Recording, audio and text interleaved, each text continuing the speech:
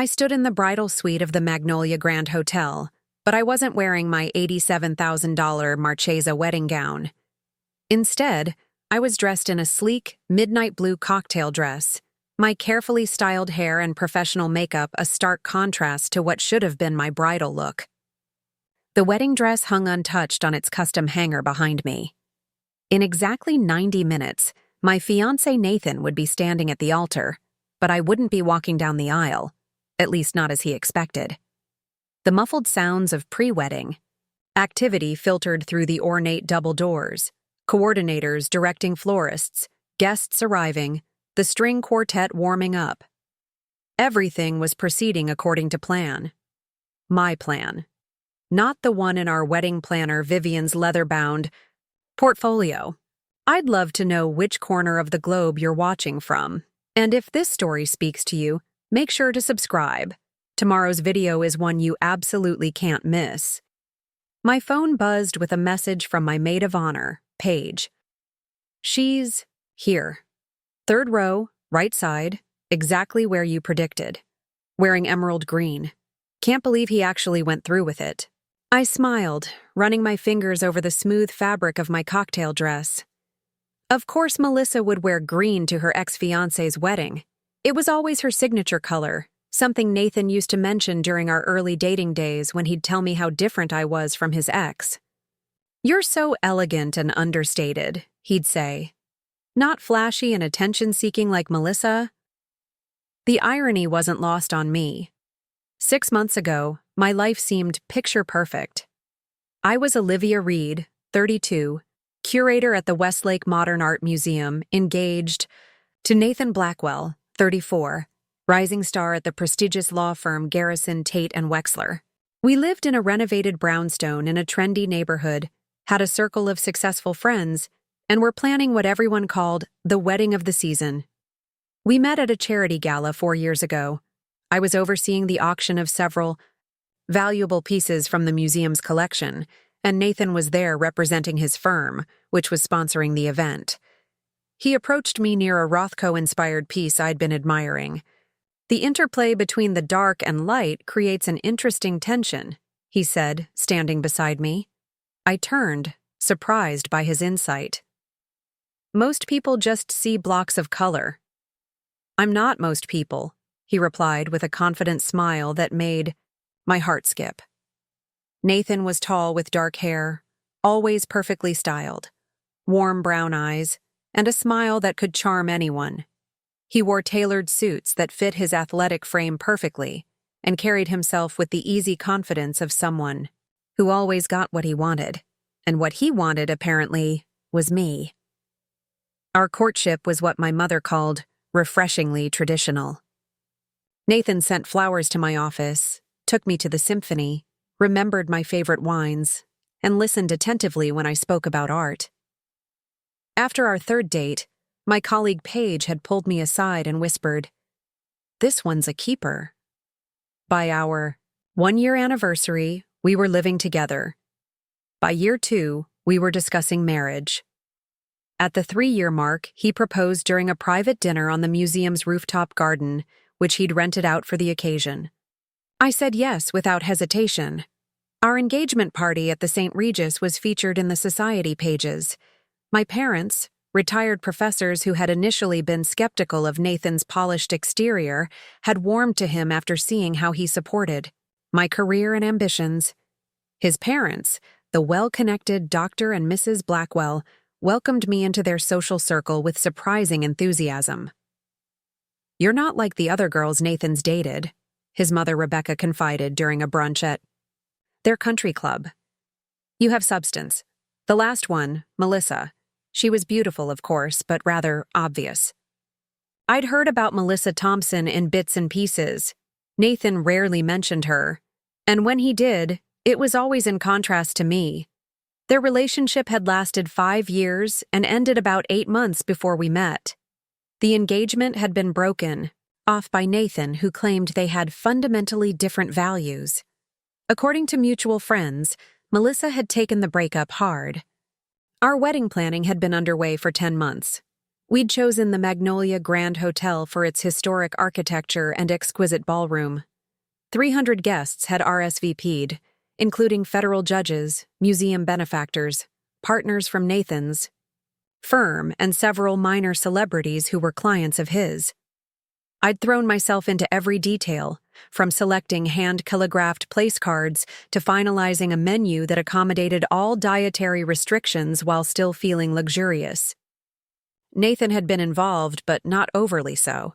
He cared about the band, the scotch selection, and ensuring his college friends from Yale had prime seating at the reception. "The rest is your department," he'd say with a kiss on my forehead. "You have better taste anyway." My days were divided between my curator duties — I was preparing for a major exhibition of emerging digital artists — and wedding preparations. Evenings were spent with Nathan, discussing our future, possibly relocating to the West Coast for a partner position at his firm's San Francisco office, starting a family within the next 2 years, and buying a vacation home in the Berkshires. Was busy but fulfilled, excited for the future we were building. If Nathan occasionally worked late or took weekend calls, I chalked it up to his dedication to his career, something I respected and shared. "We're power couple material," our friend Darren joked at our engagement party, Nathan arguing cases by day, Olivia revolutionizing the art world by night. Everything seemed perfect until that rainy Thursday afternoon 3 months ago when the first crack appeared in our flawless facade. I was in my office at the museum, reviewing catalog copy for the upcoming exhibition, when my assistant Marco brought in a bouquet of lilies. "Secret admirer?" he teased, placing them on my desk. I smiled, assuming they were from Nathan. He often sent flowers on Thursdays, the anniversary of our first date.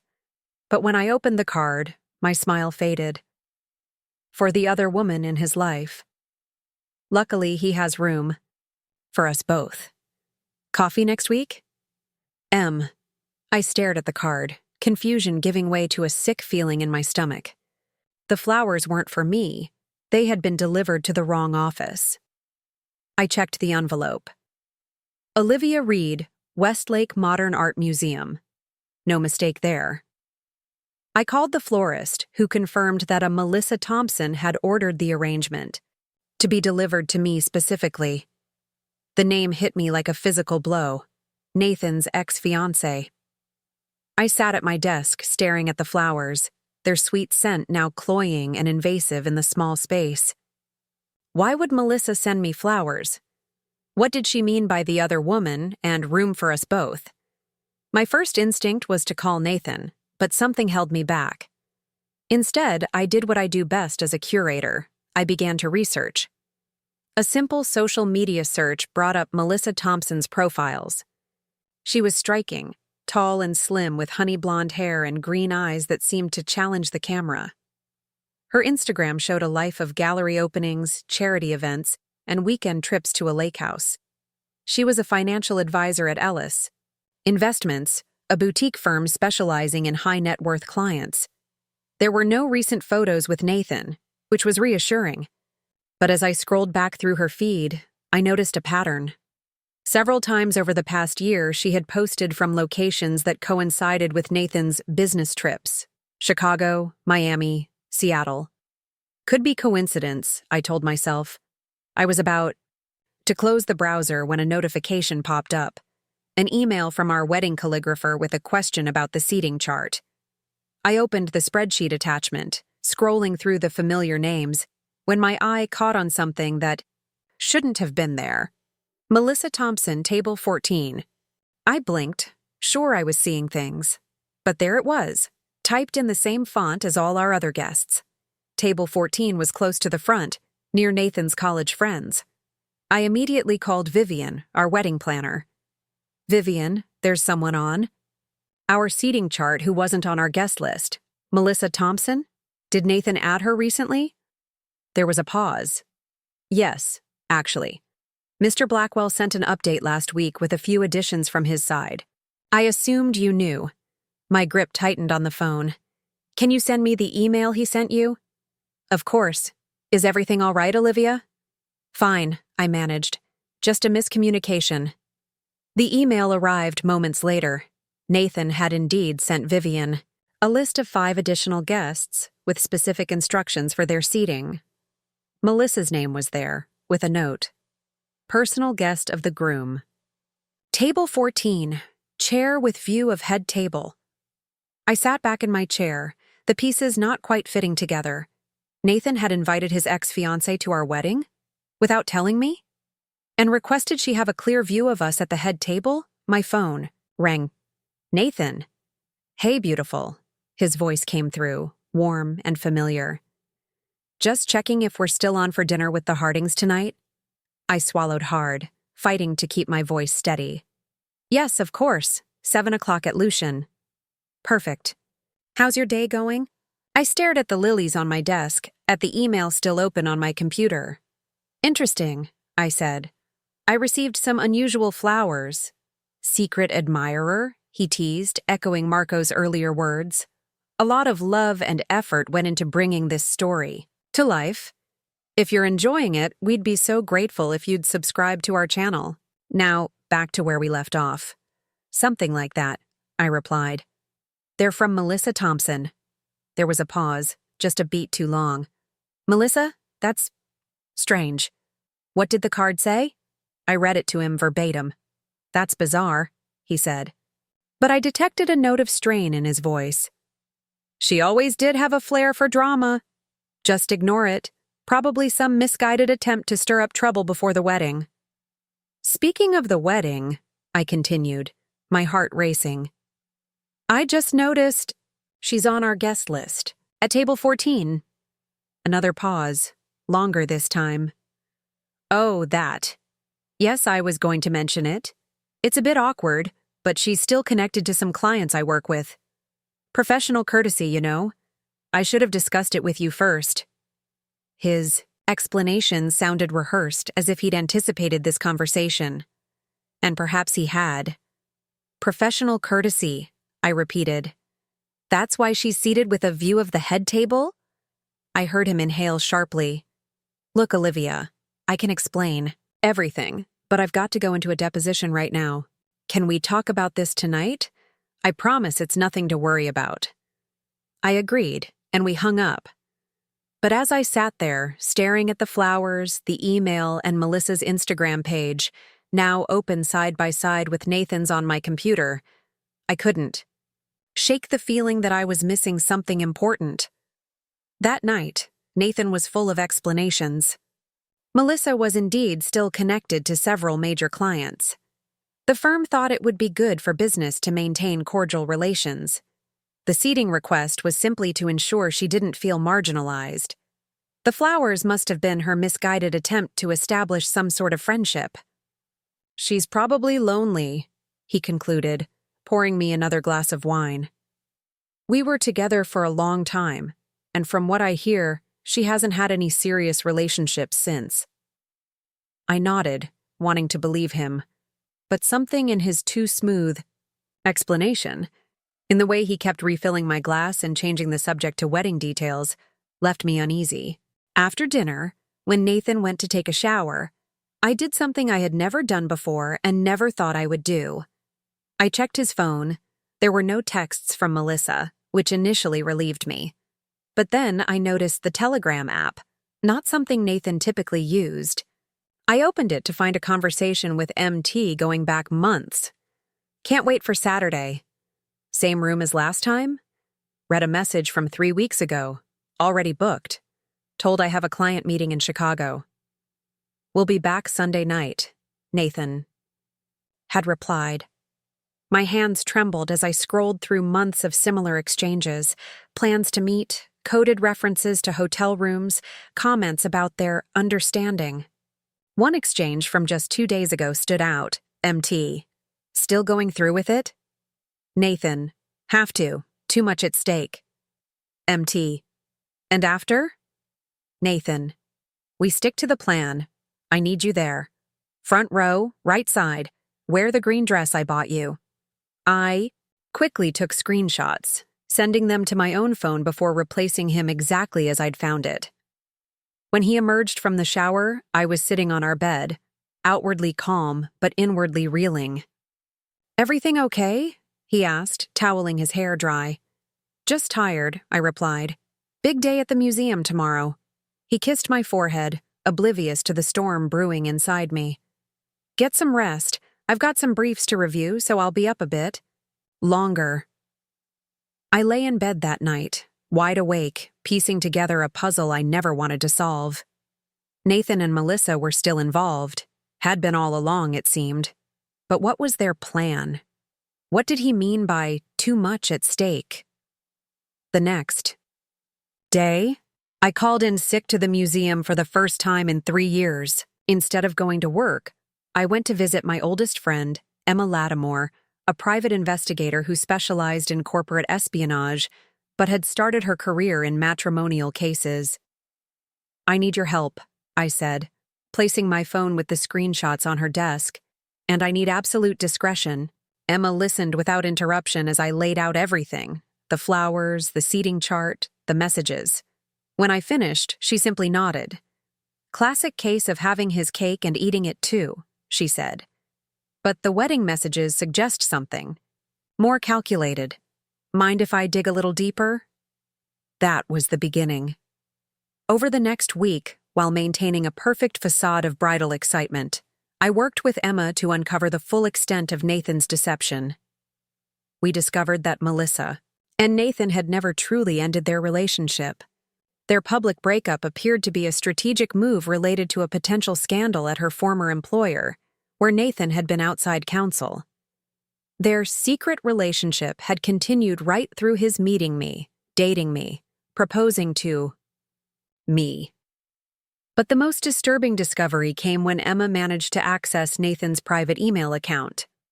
There, in a folder labeled MT Documentation, was a detailed plan for our wedding day, and it wasn't the one I had helped create. According to the emails, Nathan intended to create a dramatic scene at our wedding. After the minister asked if anyone objected to our union, Melissa would stand up, declare her undying love, and reveal their ongoing relationship. Nathan would apologize to me publicly, claim he had tried to deny his true feelings, and leave with Melissa in a grand romantic gesture that would cement his image as a man who ultimately followed his heart. But why? I asked Emma, staring at the printed emails in her office. Why go through with an entire wedding just to humiliate me at the altar?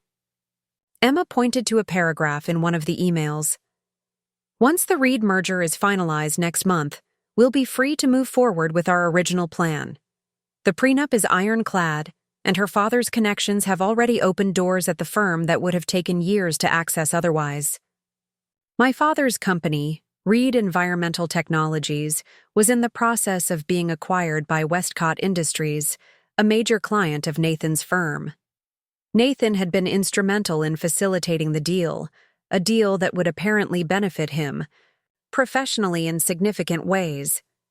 He's using you, Emma said bluntly. Your family connections, your social standing, your reputation in the art world, they're all assets to him. But it seems he never intended to stay married to you. I sat in stunned silence, my entire relationship recategorized in my mind from true love to strategic acquisition. What are you going to do? Emma asked finally. Cancel the wedding? I thought about it. The embarrassment, the explanations, the pitying looks. I thought about my parents who had already contributed significantly to the wedding costs. I thought about Nathan and Melissa, probably laughing at how easily I'd been manipulated. No, I said slowly, an idea taking shape. I'm not canceling anything, but I am making some changes to the program. That night, I made a list of trusted friends who might help me. Paige, my maid of honor and fellow curator with an eye for detail, Marco, my assistant who had connections throughout the city's creative industries, Emma with her investigative skills and access to surveillance equipment, and, surprisingly, my father, who, when I finally told him everything the next day, displayed a calculating business mind I'd never fully appreciated before. He wants to use my connections? Dad said, his face flushed with anger. Let's see how that works out for him. Over the next 2 months, while continuing wedding preparations as if nothing had changed, we developed our counter-strategy. Every move was meticulously planned, every contingency considered. We gathered more evidence, identified key players in Nathan's life who might be complicit, and recruited additional allies as needed. Nathan noticed nothing amiss. If anything, I became the more enthusiastic partner in our wedding planning, suggesting changes that he readily agreed to, changes that would ultimately serve my purpose rather than his. "You seem so calm," he remarked one evening, 2 weeks before the wedding. "Most brides are stressed wrecks by this point." I smiled, kissing him lightly. "I just can't wait to be your wife." His answering smile didn't reach his eyes, and I wondered how I had ever been blind to the calculation behind them. As the wedding day approached, my team moved into the final position. Paige coordinated with our allies at the venue. Emma ensured our surveillance was in place. Marco handled the creative elements of our counterplan, and my father made some very interesting calls to his business associates. The night before the wedding, I stayed at the Magnolia Grand Hotel as planned. Nathan spent the evening with his groomsmen at his favorite steakhouse. Through Emma's surveillance, I knew he had sent a series of messages to Melissa, confirming their plan for the next day. Little did he know, I had made some significant adjustments to that plan. The morning after discovering Nathan's true intentions, I woke up with a strange sense of clarity. The shock and hurt had crystallized overnight into something harder, colder, and more focused. I studied Nathan's sleeping face beside me, the face I had loved and trusted, and felt nothing but a detached curiosity. How had I missed the signs for so long? I slipped out of bed without waking him and made coffee, my mind working through implications and possibilities. When he finally emerged from the bedroom, I greeted him with a kiss and perfect normalcy. "Morning, beautiful," he mumbled, accepting the coffee mug I handed him. "What's on your agenda today?" "Meeting with the florist," I replied with a bright smile. The Magnolia Grand had an issue with our original centerpiece design, something about fire regulations, nothing I can't handle. He nodded, already scrolling through emails on his phone. "I trust your judgment. I've got back-to-back meetings all day, including dinner with the Westcott team. Don't wait up." "The Westcott team?" I kept my voice casual. "Is that about Dad's merger?" "Just finalizing some details," he replied vaguely. "Nothing for you to worry about." As soon as he left for work, I called Emma. "I need everything you can find on the Reed-Westcott merger," I told her. "And I mean everything. Public documents, private communications, financial projections. Whatever you can get without breaking too many laws." "Already on it," Emma replied. "And I've got something interesting. Melissa Thompson isn't just Nathan's ex. She's recently been hired as a financial advisor to Westcott's CEO. Very convenient timing, wouldn't you say?" The pieces were coming together. Nathan wasn't just planning to humiliate me at our wedding. He was positioning himself and Melissa to benefit financially from my family's business dealings. I spent the day creating 2 parallel plans, the one Nathan believed we were following, and my own counter-strategy. I updated our wedding planner about some minor adjustments to the ceremony, changes that seemed insignificant on their own, but would be crucial to my plan. That evening, when I was sure Nathan wouldn't be home for hours, I invited Paige over to our apartment. "I need to show you something," I said, leading her to our home office, Nathan's domain that I rarely entered. Using the skills Emma had taught me, I carefully opened Nathan's locked desk drawer. Inside was a leather portfolio I'd never seen before. Within it were documents related to the Reed-Westcott merger, including some that appeared to have been taken from my father's private files. "How did he get these?" Paige asked, her voice hushed. "He must have accessed them when we visited my parents last month," I replied, photographing each page with my phone.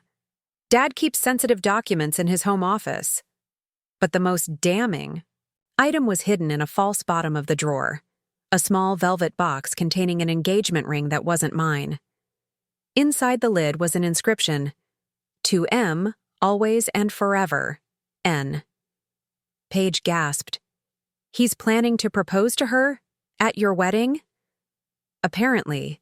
"So," I said, my voice surprisingly steady. "According to the emails Emma found, after Melissa declares her love and Nathan apologizes to me, he'll propose to her in front of everyone. The ultimate romantic gesture." "That bastard," Paige whispered. "What are you going to do?" I carefully replaced everything exactly as I had found it. "I'm going to give them the spectacle they want, just not the one they're expecting." Over the next few days, I deepened my investigation. Emma discovered that Nathan had been systematically using my connections and family name to advance at his firm, claiming credit for introductions I had facilitated and leveraging my museum relationships to attract prestigious clients. My father, once he recovered from his initial fury, proved to be an unexpected ally. A self-made businessman, he approached the situation with calculating precision. "The merger with Westcott is important," he acknowledged during our private lunch at his club. "But not at the cost of my daughter's dignity. What do you need from me?" "Access," I replied. "I need to know exactly what Nathan promised Westcott, what information he passed along, and what he stands to gain personally." Dad nodded thoughtfully. "Consider it done." "And Olivia?" "I'm proud of you. Many would crumble under this, but you're fighting back." That afternoon, I met with Marco at a small cafe far from my usual haunts. "I need someone who looks like me," I explained. "Similar height, build, coloring. Professional acting experience preferred. The utmost discretion is essential." Marco, who had worked in theater before joining the museum, smiled slowly. "I know exactly the person. My cousin Zoe graduated from Juilliard last year. She's your height, has similar coloring, and she's between projects right now." "Can she keep a secret?" I asked. "For what I imagine you're paying?" "Absolutely." I outlined what I needed without revealing the full plan. Marco promised to arrange a meeting with Zoe the following day. That evening, Nathan returned home earlier than expected, finding me in the middle of a phone call with Emma. I smoothly transitioned the conversation to wedding details as he entered. "Just confirming the videographer arrangements," I said brightly, after hanging up. "Everything okay at work? You're home early?" Nathan loosened his tie, pouring himself a scotch. "Just needed some files for tomorrow's meeting." He studied me for a moment. "You seem different lately. More relaxed about the wedding."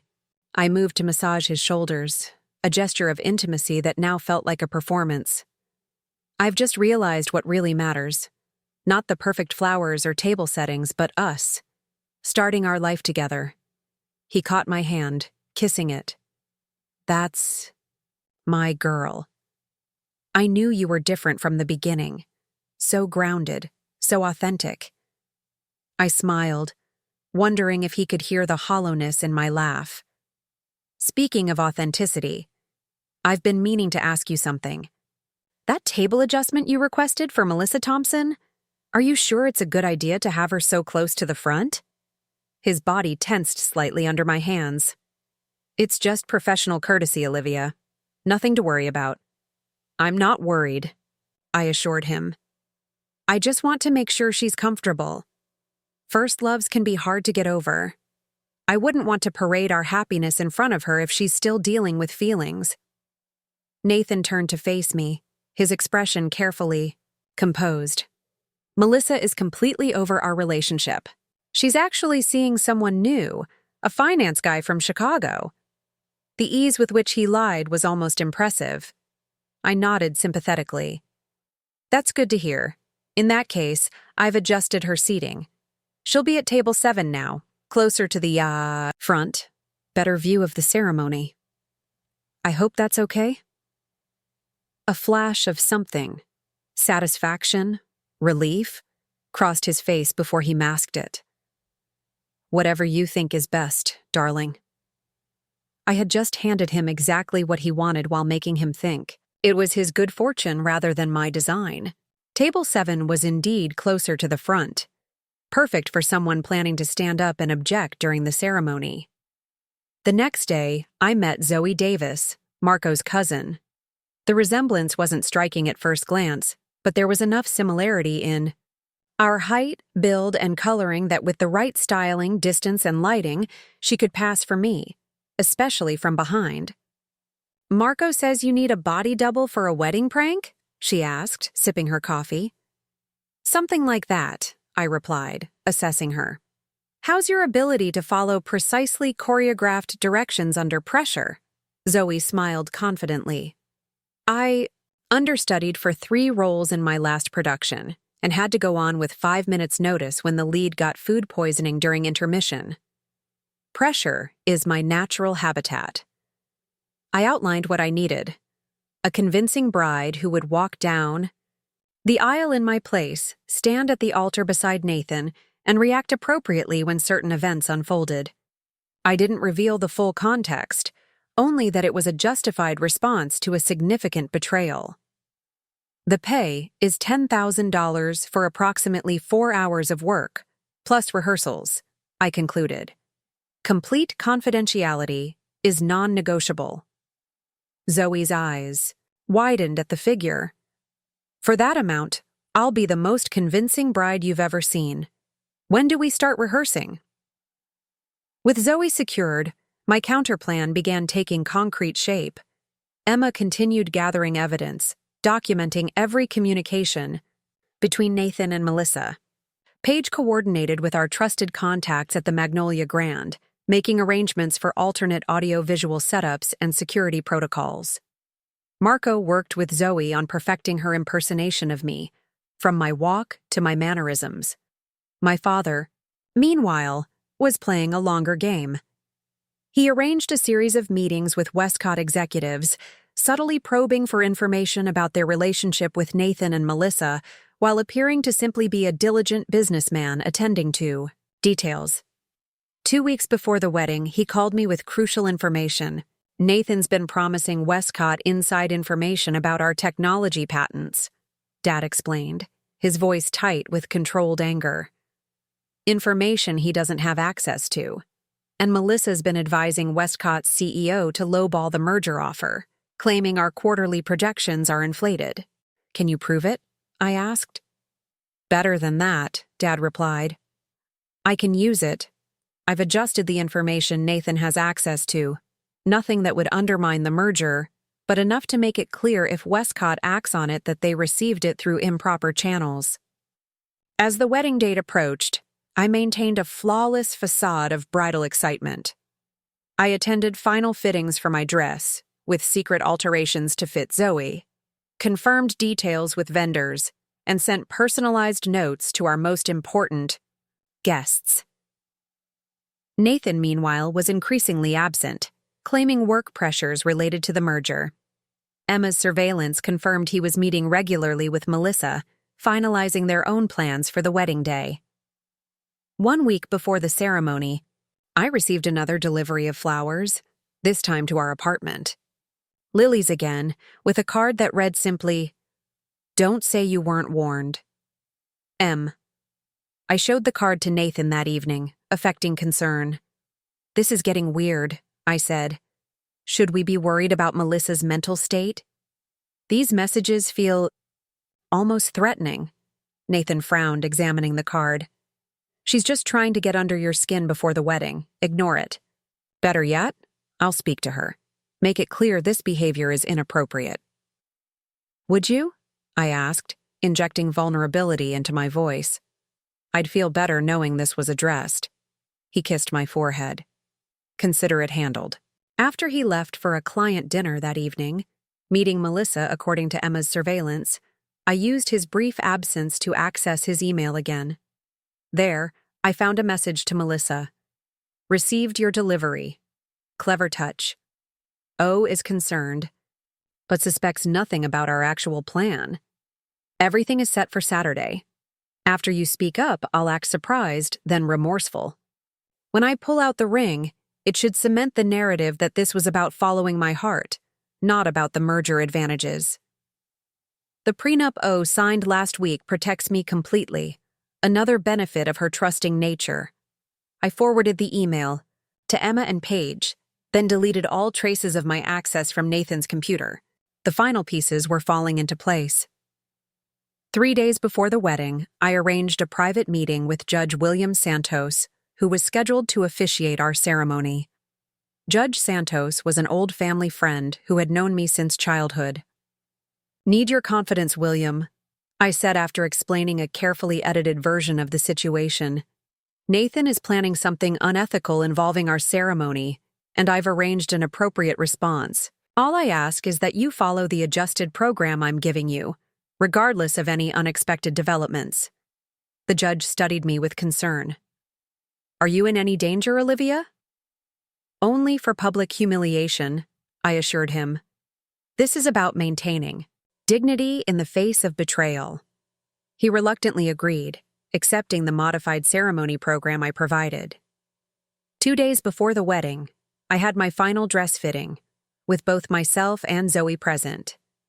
The boutique staff had been told she was my cousin, helping with a surprise element of the ceremony. With professional makeup and styling, the resemblance was remarkable enough for our purposes. "Remember," I instructed Zoe as we practiced, "when you reach the midpoint of the aisle, you'll hear the music change slightly. That's your cue to pause for exactly 3 seconds, then continue to the altar. Everything else happens exactly as rehearsed." The day before the wedding, guests began arriving in the city. My parents hosted a small luncheon for family members, while Nathan attended the rehearsal dinner with his groomsmen. I begged off early, claiming bridal nerves, but actually to finalize arrangements with my team. We gathered in Emma's office. Paige, Marco, Zoe, my father, and several trusted assistants Emma had brought in for technical support. "All surveillance is in place," Emma confirmed, showing us feeds from several hidden cameras. "We've got coverage of all key areas in the church and reception venue." "The AV team has been briefed," Marco added. "They think we're setting up a surprise video tribute, but they're prepared to execute our actual plan." Paige reviewed the timeline. At 2:15, Olivia takes position in the side chapel. At 2:30, Zoe begins the procession in the wedding dress. At approximately 2:42, Nathan's plan with Melissa should begin. Our counter moves at precisely 2:43. "And the evidence?" I asked. Emma pulled out a sleek laptop. "All compiled, verified, and ready for display. Financial records, email exchanges, surveillance photos, plus the documentation your father provided about the merger irregularities." My father squeezed my shoulder supportively. "Westcott's CEO will be attending as my guest. When he sees this evidence, the professional consequences for Nathan and Melissa will be immediate." I looked around at this unlikely team. My closest friends, my father, and professionals whose skills had been crucial in uncovering the truth. "Thank you all," I said simply. "Tomorrow, we set the record straight." That night, I checked into the bridal suite at the Magnolia Grand as planned. Nathan called to wish me good night, his voice warm with what I now recognized as practiced affection. "Cold feet?" he teased. "Not at all," I replied truthfully. "I'm looking forward to tomorrow more than you can imagine." As I hung up, I received a text from Emma. "Final surveillance confirms N&M meeting right now at the Archer Hotel bar. Audio surveillance capturing last-minute coordination of their plan." I smiled at my reflection in the hotel mirror. Nathan and Melissa thought they were orchestrating the perfect public humiliation, a dramatic scene that would let them emerge as star-crossed lovers while leaving me as the pitiful discarded bride. They had no idea that the real performance was mine, and they were about to play their parts exactly as I had choreographed. The morning of my wedding day dawned with picture-perfect weather, clear blue skies and gentle sunshine streaming through the windows of the Magnolia Grand's bridal suite. It felt like the universe was conspiring to create the ideal backdrop for the drama about to unfold. I woke early, long before my bridesmaids were scheduled to arrive for hair and makeup. In those quiet moments alone, I reviewed every detail of our counterplan, mentally walking through each step and contingency. There would be no second chances today. At precisely 7:30 a.m., there was a soft knock at my door. Emma slipped inside, dressed inconspicuously in hotel staff attire. "Morning, bride," she said, setting down a leather briefcase. "Ready for your special day?" "More than ready," I replied, accepting the cup of coffee she offered. "Any updates?" Emma opened her laptop, bringing up a security feed of the hotel. Nathan checked in with his groomsmen at 11 p.m. last night.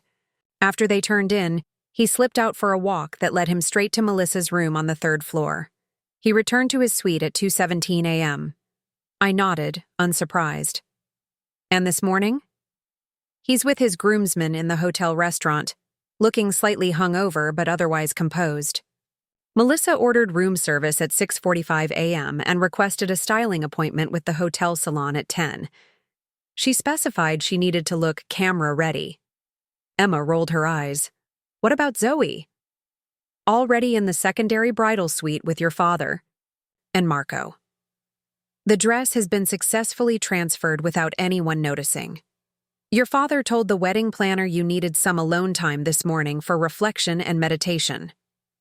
My phone buzzed with texts from various bridesmaids, all en route to the hotel. I responded with appropriately excited bride messages, maintaining the charade until the last possible moment. The technical team confirmed everything is in place. Emma continued, showing me schematics of the church's layout with our equipment locations marked. "Audio, visual, security, all systems go. Your father's contact at the SEC is attending as a guest, as is the reporter from the Financial Times." Took a deep breath. "And Nathan suspects nothing?" Emma's smile was razor-sharp. "Not a thing. He's been texting Melissa about their perfect moment all morning. She's been practicing her speech in her hotel room. Our audio surveillance caught her full rehearsal. It's quite the dramatic monologue about enduring love and destined hearts, finding their way back to each other." I couldn't help but laugh at the absurdity. They really think they're the heroes of this story, don't they? "Narcissists usually do," Emma replied, checking her watch. "Your bridesmaids will be here in 20 minutes. I need to get into position. You remember everything we discussed?" I nodded firmly. Every detail. After Emma left, I moved to the window, looking out over the hotel gardens where workers were making final adjustments to the outdoor reception area. In a few hours, this picturesque setting would become the stage for an entirely different kind of celebration than what was printed on those elegant invitations. There was another knock at the door. Paige, who arrived early as planned. "It's happening," she said breathlessly as she entered, already dressed in her maid of honor gown of pale silver. "Nathan just called the hotel manager to confirm the champagne delivery for the reception and specifically asked about the special bottle for the surprise toast, the one he's planning to use when he proposes to Melissa after his big apology to you." I shook my head at his audacity. "And the replacement?" Paige's smile was triumphant. "Switched last night. The label looks identical, but the contents will tell a different story." The next 2 hours passed in a whirlwind of controlled chaos.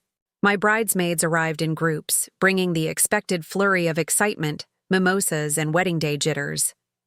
The hairstylists and makeup artists transformed us all into picture-perfect versions of ourselves, unaware that for me, this was merely Act 1 of a much more complex performance. I played my role flawlessly, the radiant bride, slightly nervous but overflowing with happiness. I accepted compliments on my dress with appropriate modesty, laughed at wedding night jokes with the right amount of embarrassment, and teared up on cue when my mother fastened my grandmother's pearls around my neck. "You look beautiful, darling," Mom whispered, straightening my veil. "Your father and I are so proud of you." The guilt I felt at not confiding in her was momentarily sharp, but I'd made my decision. The fewer people who knew about Nathan's betrayal before it was publicly exposed, the more convincing my counterplan would be. I'd promised my parents I would explain everything afterward. At noon, I received the signal from Emma, a seemingly innocent text about wedding day weather that confirmed Nathan and his groomsmen had left for the church. Melissa had departed 30 minutes earlier, taking a separate car as planned. "Time for some bride and maid of honor photos before we head to the church," I announced to the room. "The rest of you should start making your way over. We don't want to risk any traffic delays." The bridesmaids gathered their things, leaving in a flutter of silk and perfume. When only Paige remained, I moved quickly to the closet where a garment bag hung beside my wedding dress. "Help me change," I instructed, unzipping the bag to reveal the midnight blue cocktail dress I'd selected weeks ago. Paige's eyes widened. "It's even more perfect than I imagined. Nathan is going to lose his mind when he realizes what's happening." "That's the plan," I replied, stepping out of my robe. "Text Marco that we're beginning phase 1. While Paige sent the message, I changed into the cocktail dress, careful not to disturb my wedding hair and makeup. Once dressed, I looked in the mirror, hardly recognizing the woman who stared back. Gone was the innocent, trusting bride. In her place stood someone harder, more determined, a woman who refused to be made a fool of. "Zoe's in position," Paige reported, reading a response from Marco. "The wedding planner thinks she's you, taking a moment of quiet contemplation in the bridal room at the church. Your father is with her." I nodded, gathering the few items I would need: my phone, a small clutch containing key evidence, and the emerald earrings that had been my grandmother's, a deliberate echo of the green dress Melissa would be wearing. "Let's go," I said, checking the time. "We need to be in position before guests start arriving."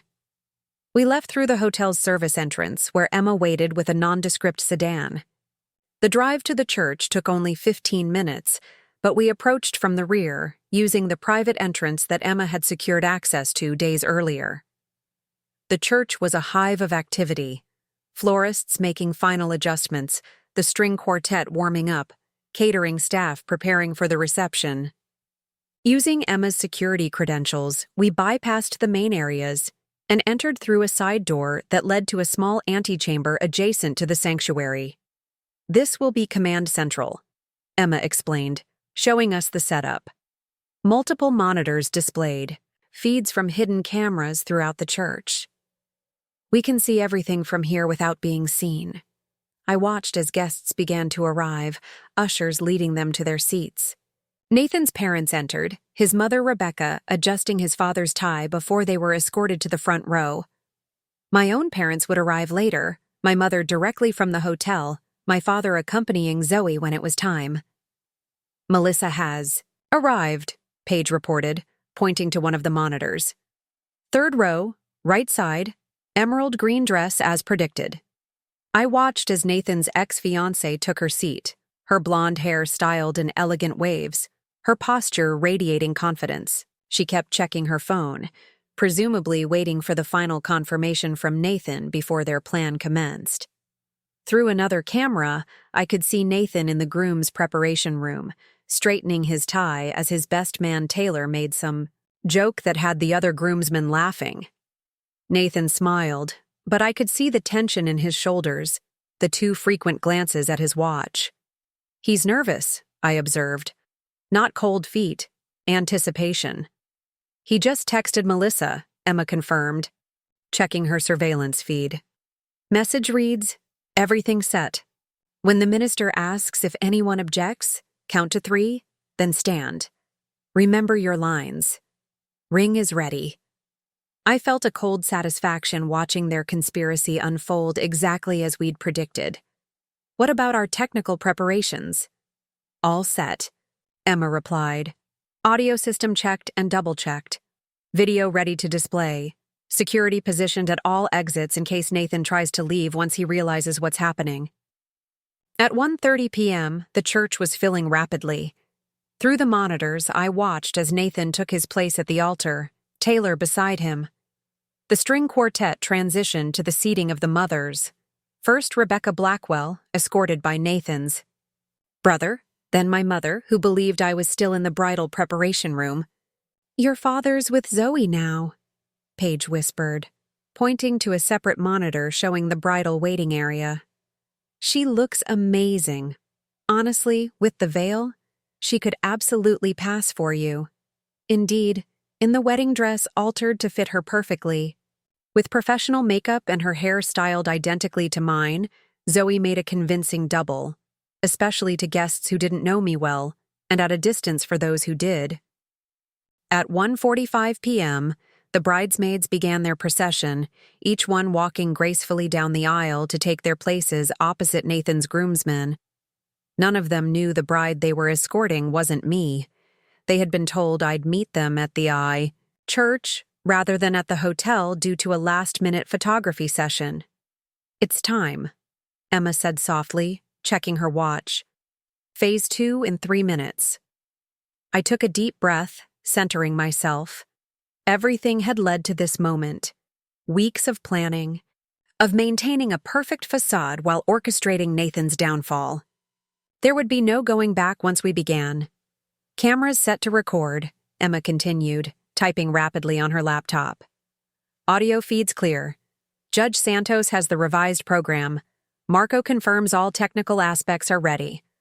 On the monitor, I could see my father waiting with Zoe at the back of the church, her face obscured by the heavy veil. He looked solemn but determined, fully committed to our plan after learning how Nathan had intended to use him and his company.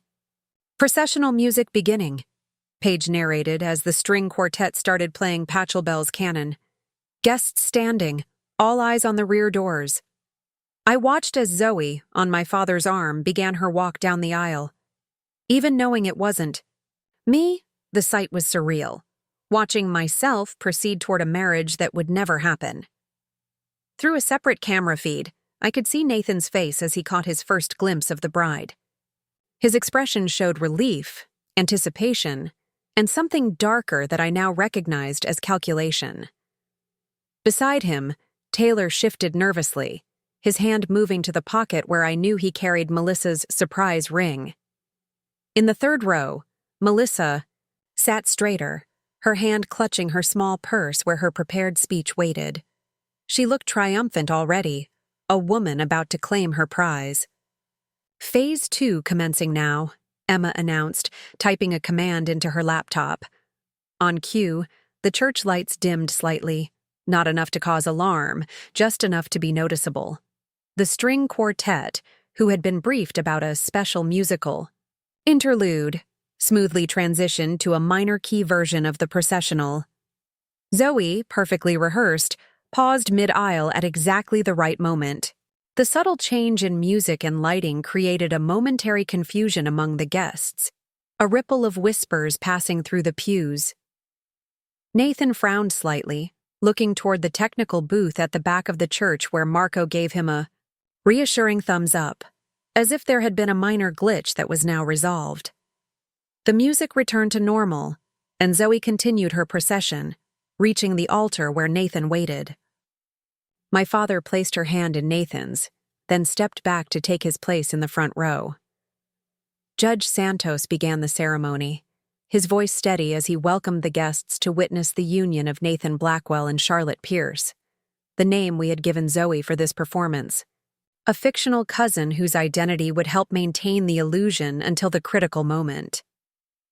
I watched Nathan's face closely, looking for any sign that he suspected the woman beside him wasn't me. But the heavy veil, combined with his preoccupation, with the coming objection, seemed to have blinded him to the substitution. Phase 3.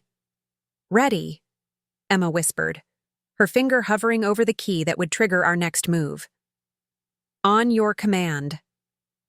I nodded, my eyes fixed on Judge Santos, who had reached the pivotal moment in the ceremony. "If anyone can show just cause why this couple should not be lawfully joined in matrimony, speak now or forever hold your peace," the judge intoned solemnly. A hushed silence fell over the church. I counted silently. 1, 2, 3. "Right on." Cue. Melissa rose from her seat, her emerald dress catching the light.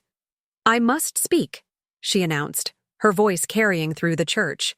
This marriage cannot proceed. The guests gasped collectively. Nathan turned, his expression a masterpiece of feigned surprise. Zoe, playing her role perfectly, took a step back in apparent shock. Nathan and I, Melissa continued, moving into the aisle, share a love that never ended. We've been meeting in secret, denying our feelings, but I can't stay silent and watch him marry someone else when his heart belongs to me. Taylor stepped forward, pulling an envelope from his pocket. I have here a letter, he proclaimed, written by Nathan just days ago, that proves their love has endured despite everything. Nathan, in a performance worthy of a daytime soap opera, turned to face Zoe. Charlotte, I'm so sorry. I never meant to hurt you, but Melissa's right. What we have is real. It always has been. The church erupted in shocked murmurs. My mother half rose from her seat, her face a mask of confusion and outrage. Rebecca Blackwell pressed a handkerchief to her lips, though whether in genuine distress or rehearsed emotion, I couldn't tell. Now, I said to Emma. Execute Phase 3. Emma pressed the key, and the church's modern projection screens, installed for hymn lyrics during Sunday services, flickered to life. The first image appeared, a screenshot of Nathan's secret email to Melissa, detailing their plan to humiliate me at the altar. The murmurs in the church shifted from shock to confusion. Nathan froze mid-speech, his eyes darting to the screens in disbelief. Next came the surveillance photos. Nathan and Melissa meeting at hotels during his supposed business trips, exchanging documents related to the Reed-Westcott merger, and their intimate dinner just 2 nights before our wedding. Melissa's dramatic declaration died on her lips as she stared up at the evidence of their conspiracy. But we weren't finished. The church's sound system crackled to life, playing the recording from Nathan's hotel room the previous night. Just imagine the look on her face when you stand up. Nathan's voice echoed through the sanctuary. The perfect society bride, publicly humiliated. And once the Reed merger is finalized next month, her father's connections will have served their purpose. Nathan spun around, searching frantically for the source of the recording. What is this? He demanded, his practiced charm evaporating. That was my cue. The side door opened, and I stepped into the spotlight that Emma had arranged to be trained on that exact spot. In my midnight blue cocktail dress, I was a stark contrast to the white-veiled bride at the altar. Looking for me? I called out, my voice amplified by the microphone that had been discreetly placed near the door. Every head in the church turned.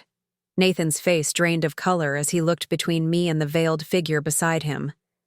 With perfect timing, Zoe lifted her veil, revealing that the woman he had been about to publicly discard was not his bride at all. What? Nathan sputtered, taking a step backward. Who? Allow me to introduce Charlotte Pierce, I said, walking slowly down the side aisle toward the altar. Professional actress and, as it happens, excellent at following directions. Much like you've been directing this farce of a relationship for the past 4 years. The guests were utterly silent now, transfixed by the unfolding drama. On the screens, the evidence continued to display. Financial records showing Nathan's misuse of firm resources to fund his meetings with Melissa, text messages coordinating their plan, and the secret engagement ring he had purchased. I don't understand, Rebecca Blackwell said, rising from her seat. Nathan, what is the meaning of this? I think your son's actions speak for themselves, Mrs. Blackwell, I replied, reaching the front of the church. Nathan and Melissa planned to humiliate me today in front of everyone I love. They've been involved throughout our entire relationship, meeting in secret while Nathan used my family connections to advance at his firm and position himself advantageously for the Reed-Westcott merger. That's ridiculous, Nathan attempted, finding his voice at last. Olivia, you're clearly having some kind of breakdown. Save it, Nathan, I interrupted, nodding to Emma, who displayed the next piece of evidence.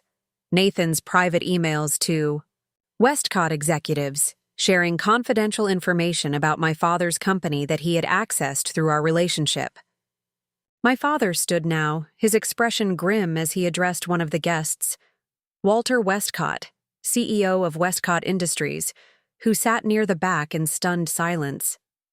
Walter, I believe we need to have a serious conversation about corporate espionage and securities fraud, Dad called out. As you can see, your advisor Melissa Thompson and her partner Nathan have been feeding you proprietary information obtained through personal relationships rather than proper business channels. Westcott's face reddened as he glanced between the evidence on screen and Melissa, who had sunk back into her pew, her dramatic moment thoroughly derailed. Lies, Nathan said desperately, looking around the church for an escape route. This is all fabricated. Like our relationship? I asked, stepping closer. Or like the forged documents you submitted to Westcott claiming my father's patents were compromised. Or perhaps like the loving fiancé you pretended to be while plotting with your ex to humiliate me at our wedding. Taylor, looking increasingly uncomfortable, attempted to slide away from the altar, but one of Emma's security team smoothly blocked his path. The ring, please, I said, holding out my hand. Trapped, Taylor reluctantly handed over the small velvet box he'd been carrying. I opened it to reveal an emerald engagement ring, sized perfectly for Melissa's finger. To M, always and forever, N. I read from the inscription inside. How touching. Were you planning to propose right after breaking my heart in front of 300 guests? Such a romantic gesture. Nathan's composure cracked completely. You had no right to go through my things, to spy on me. And you had no right to use me as a stepping stone in your career, to pretend to love me while maintaining a relationship with Melissa, or to plan this public humiliation, I countered. Unfortunately for you, I'm a curator. I piece together historical narratives for a living. Did you really think I wouldn't notice the inconsistencies in your story? The convenient business trips that coincided with Melissa's social media posts, from the same cities? The late-night texts? The mysterious meetings that never appeared in your firm's official calendar? Judge Santos cleared his throat. I believe it's clear that there will be no wedding today, he announced. Guests, you are welcome to proceed to the reception area, where refreshments will be served while this situation is addressed. But no one moved. The spectacle unfolding was far too compelling to abandon. Melissa finally found her voice. Nathan, do something, she hissed. Yes, Nathan, I echoed. Do something. Perhaps explain to your parents why you've been using their family, name and connections to facilitate corporate espionage, or tell your law firm partners. I nodded to three distinguished gentlemen in the fourth row who were watching with thunderous expressions. Why have you been misappropriating client information for personal gain? Nathan took a step toward me? His face contorted with anger, but Emma's security team moved swiftly, positioning themselves between us. This isn't over, he growled. Actually, I replied calmly, it is. The SEC has received all the evidence you see here, plus considerably more detail on the insider trading aspects of your arrangement with Melissa. 2 federal agents are among our guests today, and your firm's ethics committee has scheduled an emergency meeting for tomorrow morning. I turned to face the assembled guests, many of whom were recording the scene on their phones. I apologize for the unconventional entertainment, I said. This wasn't the celebration any of us expected. However, I refuse to be publicly humiliated by a man who has been lying to me for our entire relationship. Instead of tears and embarrassment, I chose truth and accountability. The church remained silent for a moment. Then someone in the back began to applaud. The sound spread, growing, into a wave of support that washed over me, unexpected but deeply affirming. As Nathan was escorted from the altar by security, his parents following in shocked silence, I caught Melissa's eye. She remained frozen in her seat, her emerald dress now seeming less like a power statement and more like the uniform of a defeated rival. I warned you once, I said quietly as I passed her. Never underestimate a woman who catalogs history for a living. We notice details others miss. Phase 3 had been executed flawlessly, but the day wasn't over yet. Phase 4 was about to begin. The church had transformed from a wedding venue into something resembling a courtroom. As Nathan was escorted toward the exit by Emma's security team, Walter Westcott rose from his seat and moved to block his path. "Not so fast," Westcott said, his voice carrying in the now hushed sanctuary. "I believe we have some urgent business to discuss regarding certain information you provided my company."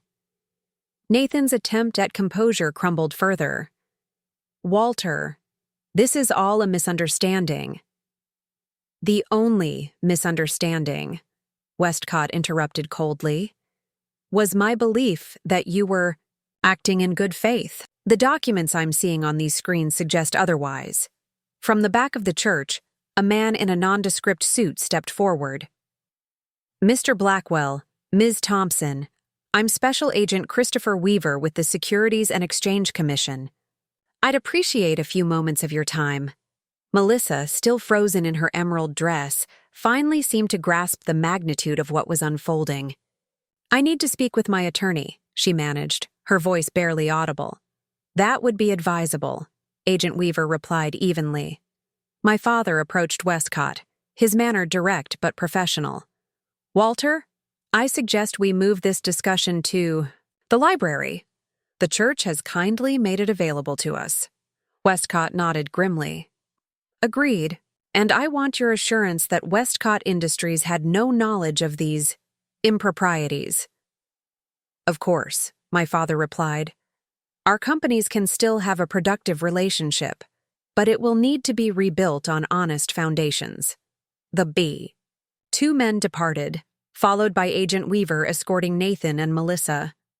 The remaining guests sat in stunned silence, uncertain whether to leave or stay for whatever might happen next. Rebecca Blackwell approached me, her perfect society matron, composure fractured by confusion and embarrassment. "Olivia, I don't understand. How long have you known about this?" I felt a moment of genuine sympathy for her. Whatever role she might have played in raising a son like Nathan, she clearly hadn't been privy to his scheme. 3 months, I replied, quietly. "Since I discovered Melissa's invitation on Nathan's desk." She pressed a trembling hand to her lips. "The foundation gala next week. All those charity commitments in your names will proceed as planned," I assured her. "My family's support for the Children's Hospital was never contingent on my marriage to your son." Relief flickered across her face, followed immediately by shame at prioritizing social obligations at such a moment. "Thank you," she whispered before hurrying after her husband, who was engaged in an intense conversation with one of Nathan's law partners near the door. Judge Santos cleared his throat. "Ladies and gentlemen," he announced, "while this has certainly been an unexpected turn of events, I suggest we adjourn to the reception area. The catering staff has prepared a lovely meal, and it would be a shame to let it go to waste." This practical suggestion broke the tension, and guests began to rise from their seats, buzzing with excited conversation. What had nearly been my wedding reception was transforming into something unprecedented, a celebration of truth rather than marriage. Paige appeared at my side, slipping her arm through mine. "Ready for Phase 4? She asked quietly. I nodded, taking a deep breath. "Let's turn this wedding into a wake for Nathan's career and reputation." We made our way to the reception hall, where Emma was already overseeing the technical adjustments. The elaborate wedding decorations, white roses, crystal chandeliers, personalized table settings, now served as an ironic backdrop to Nathan's downfall. "The presentation is ready," Emma confirmed as we entered. "Screens positioned throughout the hall will display the complete evidence timeline once you give the signal. We've also prepared dossiers for key individuals, the law firm, partners, the Westcott executives, the financial journalists you invited." I scanned the room, noting the strategic positioning of various players. And Nathan? Currently in the library with Agent Weaver, your father, and Westcott. Melissa's attorney has arrived. Apparently she had one on standby. Emma raised an eyebrow. Interesting foresight on her part. Not surprising, I replied. She always had a backup plan. Nathan was just too arrogant to do the same. Guests began filtering into the reception hall, gravitating toward the bar and hors d'oeuvres stations. The atmosphere was electric with speculation and excitement. A scandal involving high society, law, finance, and romance was irresistible fodder. Marco approached, accompanied by Zoe, who had changed out of my wedding dress into a simple cocktail outfit. Your performance was impeccable, I told her, with genuine gratitude in my voice. I couldn't have asked for a more convincing double. Zoe smiled. Best role of my career so far. Though I admit, when he was standing there next to me, completely clueless that I wasn't you, it took everything I had not to break character. The string quartet is asking what music they should play, Marco reported. The wedding playlist seems inappropriate under the circumstances. I considered it for a moment. Tell them to play whatever they want, except the wedding march or anything traditionally bridal. As the quartet struck up a lively jazz standard, I positioned myself near the entrance to the reception hall. One by one, I greeted guests who approached with questions, expressions of sympathy, or congratulations on my handling of the situation. I knew something was off about him, declared. Mrs. Harrington, a board member at my museum. Too polished, too perfect. Men like that are always hiding something. Senator Wilson, an old friend of my father's, shook my hand firmly. Remarkable composure, young lady. If you ever consider a career in politics, call me. Dr. Stevens, my mother's colleague from the university, embraced me warmly. Are you all right, dear? What a traumatic experience. To each, I offered the same measured response. I was fine, the truth had prevailed, and I was grateful for their support. My mother finally made her way to me, her eyes red-rimmed but her bearing dignified. Why didn't you tell us? She asked. Quietly. I needed authentic reactions, I explained. If you'd known, you might have treated Nathan differently these past months. He would have noticed, she nodded slowly. Your father knew, though. Only for the past 3 weeks when I needed his help with the Westcott angle. I'm sorry for keeping you in the dark. Mom squeezed my hand. You're extraordinarily like him, you know. That same strategic mind. I never saw it so clearly until today. A commotion at the entrance drew our attention. Nathan's parents were leaving, escorted by their driver, their expressions stony with humiliation. Following closely behind was Taylor, Nathan's best man, looking anxious as he avoided eye contact with everyone. Taylor was in on it from the beginning, Paige informed me, appearing at my elbow with a champagne flute. Emma's team found text messages showing he helped coordinate meetings between Nathan and Melissa over the past year. Not surprising, I replied. His real estate developments were funded primarily through investments from Melissa's clients. He had a vested interest in maintaining their relationship. The doors to the library opened, and my father emerged with Walter Westcott. They were deep in conversation, but Westcott's less rigid posture suggested some form of agreement had been reached. Excuse me, I told Paige, making my way toward them. Westcott saw me approaching and extended his hand. Ms. Reed, unusual circumstances to make your acquaintance. Indeed, I replied, shaking his hand firmly. I trust my father has clarified the situation? He has. Westcott's expression was grave, but no longer hostile. Rest assured, Westcott Industries does not condone corporate espionage or securities fraud. We've terminated our relationship with Ms. Thompson effective immediately and will be conducting an internal review of all communications with Mr. Blackwell. And the merger? I asked, though I already knew the answer from my father's satisfied expression. We'll proceed with adjusted terms that more accurately reflect the value of your father's patents, Westcott confirmed. Without the distortions Mr. Blackwell introduced. My father placed a hand on my shoulder. Walters also agreed to issue a public statement clarifying that neither Reed Environmental nor the Reed family had any knowledge of Nathan's activities. I nodded my appreciation. Thank you. That distinction is important to us. If you'll excuse me, Westcott said, checking his watch. I need to contact our legal department. This situation requires immediate damage control. As he departed, my father turned to me. Nathan's being taken to the SEC offices for formal questioning. Melissa's attorney has negotiated a voluntary appearance for tomorrow morning. And the firm? I asked, referring to Garrison, Tate, and Wexler. Senior partners are convening an emergency ethics committee meeting tonight. From what I gather, Nathan's position is precarious at best.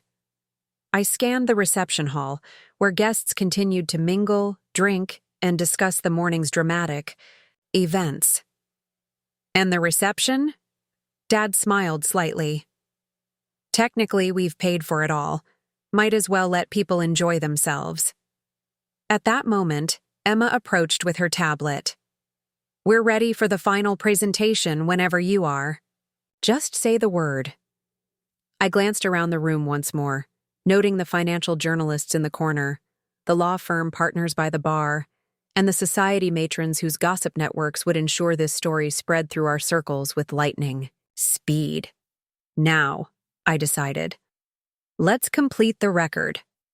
Emma tapped her tablet, and the screens positioned throughout the reception hall came to life. What followed was a meticulously edited presentation that Emma and her team had prepared. A comprehensive timeline of Nathan and Melissa's deception, interspersed with evidence of their professional misconduct. Email exchanges showing how Nathan had used confidential client information to benefit Melissa's investment recommendations. Calendar entries documenting their meetings during times he claimed to be working late or traveling for business. Financial records revealing suspicious patterns of trades following major legal decisions in cases Nathan handled. The reception hall fell silent as guests absorbed the magnitude of what they were witnessing. This wasn't merely a personal betrayal, it was professional misconduct that potentially crossed into criminal territory. One of Nathan's law firm partners, Edward Garrison himself, approached me as the presentation concluded. His expression was grave, his normally booming voice subdued. Ms. Reed, on behalf of Garrison, Tate, and Wexler, I extend our deepest apologies. Had we any inkling of Nathan's activities, we would have taken immediate action. I understand, Mr. Garrison, I replied. Nathan was quite skilled at compartmentalizing his life. Garrison nodded grimly. Nevertheless, the firm bears some responsibility. We will be conducting a thorough audit of all cases Nathan handled, particularly those involving Westcott Industries or clients advised by Ms. Thompson. And Nathan's position? I asked, though the answer was obvious. Terminated, effective immediately, Garrison confirmed. We'll be issuing a formal statement this evening and contacting affected clients directly. As Garrison departed to confer with his partners, Paige appeared with fresh champagne. To dodging bullets, she toasted, clinking her glass against mine. I took a sip, the irony not lost on me. We're drinking my wedding champagne to celebrate not getting married. Best non-wedding I've ever attended, Marco declared, joining us. Though I doubt it'll start a trend. The afternoon progressed in surreal fashion. What should have been my wedding reception became instead a kind of victory celebration, though tinged with the sobriety appropriate to the professional and legal implications unfolding in real time. Financial journalists cornered me for comments, which I declined, with polite references to ongoing investigations. Society photographers who had arrived expecting to capture wedding portraits instead documented my composed handling of what would undoubtedly become a major scandal. Through it all, I maintained the calm, strategic demeanor that had served me so well during the months of planning. But as the adrenaline began to ebb, I found myself withdrawing to a quiet corner of the reception hall, suddenly exhausted. Emma found me there, setting down her tablet to take the seat beside me.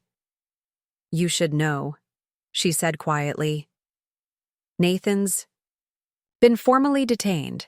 The SEC found sufficient evidence in our documentation to justify holding him while they investigate further. I nodded, surprisingly numb to this development.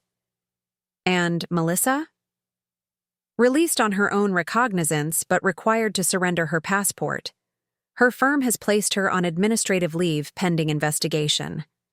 I gazed out at the reception where my would-be wedding guests continued to enjoy the excellent food and wine that had been intended to celebrate my marriage. It's strange, I mused.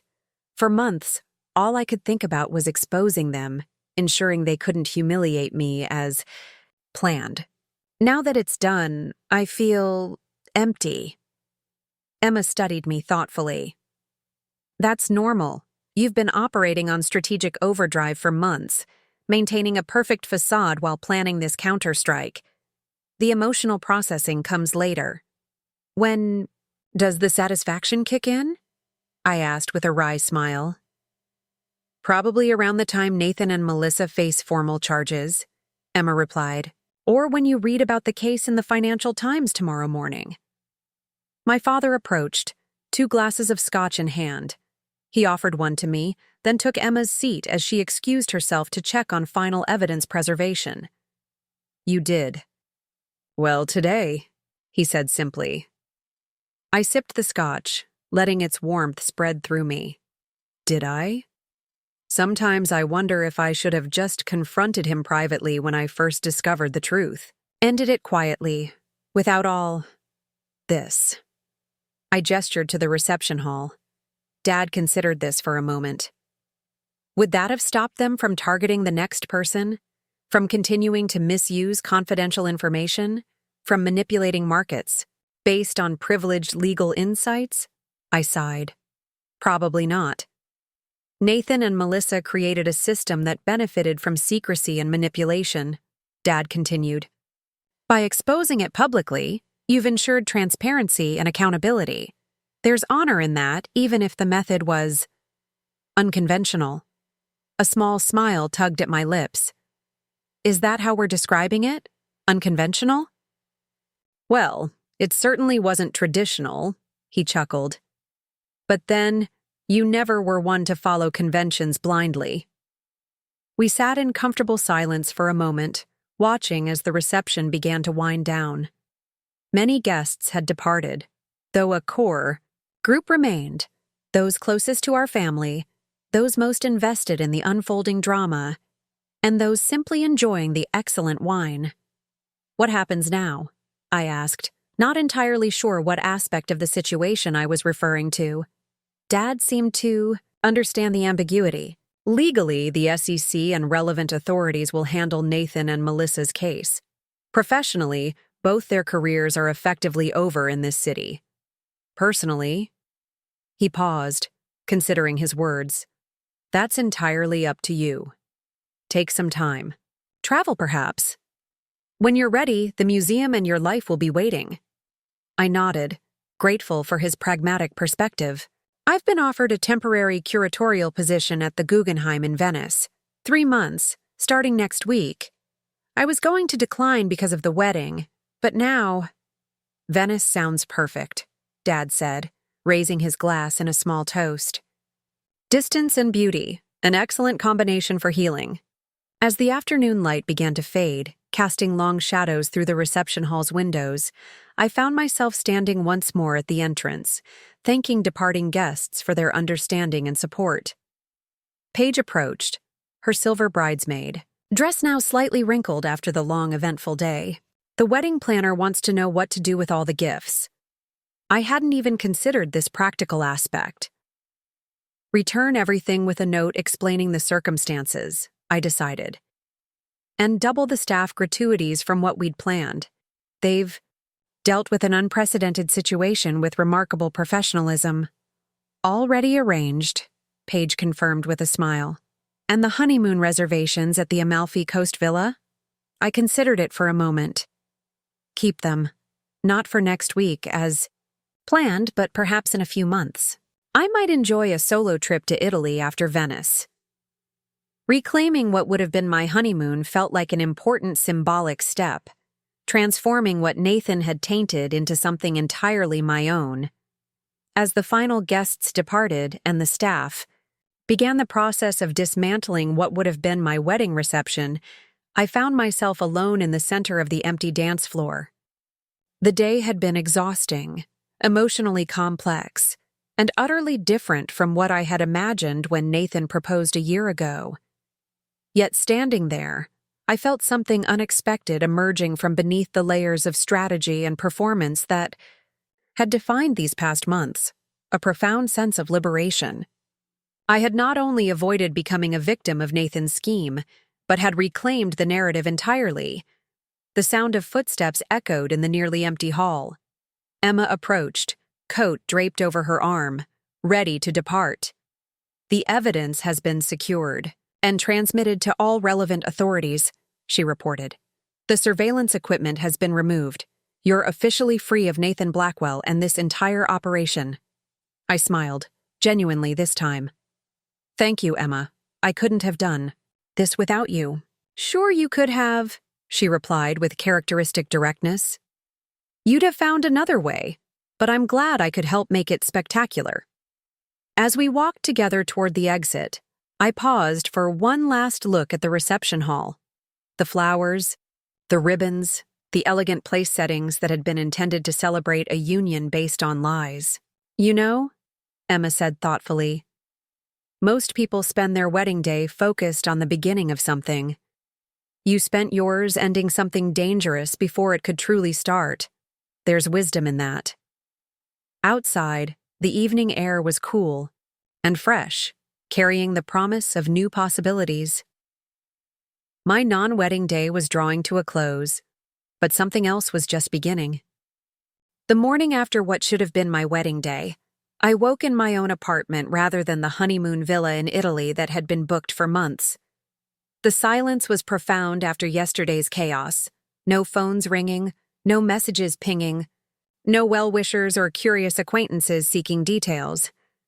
I made coffee and opened my laptop, preparing myself for the inevitable media coverage. The story had broken faster than even Emma had predicted. The Wall Street Journal's Financial Crime section featured an article titled "Wedding Day Revelations Expose Alleged Financial Fraud Scheme." The New York Times Society page had a more dramatic headline: "Curators Exhibit A, Fiancé's Double Life Revealed at Altar." My phone buzzed with a text from Emma. "Turn on CNBC, they're covering it now." I switched on the television to see Nathan's firm's senior partner, Edward Garrison, making a statement before a crowd of reporters. "Garrison, Tate & Wexler has terminated Nathan Blackwell's partnership, effective immediately," he announced, his voice grave. "We are conducting a comprehensive review of all cases Mr. Blackwell handled during his tenure. We are cooperating fully with the SEC investigation and have engaged an independent auditor to examine all potentially affected client matters." The firm had no knowledge of Mr. Blackwell's alleged misconduct and condemns any breach of attorney-client privilege or securities regulations in the strongest possible terms. The camera cut to financial analysts discussing the implications, with one commentator noting, "This could represent one of the most brazen examples of legal profession privilege being exploited for financial gain that we've seen in recent years." Another text from Emma appeared. "Ellis Investments just announced Melissa's termination. Their stock is down 3% in pre-market trading." I closed the television and sat in the stillness of my apartment, letting the reality sink in. Nathan's career was over. The prestigious partnership he'd worked toward for years had evaporated overnight. Melissa's carefully cultivated client list and reputation in financial circles had similarly collapsed. The professional consequences we had anticipated were unfolding with remarkable speed. My doorbell rang around 9 a.m. Through the peephole, I saw Paige holding coffee cups and a bakery bag. "Breakfast delivery," she announced when I opened the door. "Figured you might not want to venture out today. The Times photographer is camped in the lobby." I accepted the coffee gratefully. "How bad is it out there?" "On a scale of 1 to a media, circus? Solid 8. Paige settled on my sofa, pulling out pastries from the bag. Your phone's been suspiciously quiet. Did you turn it off?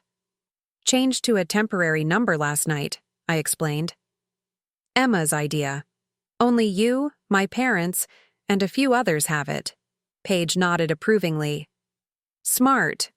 The museum's PR director called me this morning. Apparently they've received dozens of media inquiries. She wanted to know if you need support managing the situation. What did you tell her? That you'd been preparing for this possibility for months and have the situation well in hand. Paige smiled. She seemed both impressed and slightly terrified, which I think is the appropriate reaction to your performance yesterday. I couldn't help but laugh at that assessment.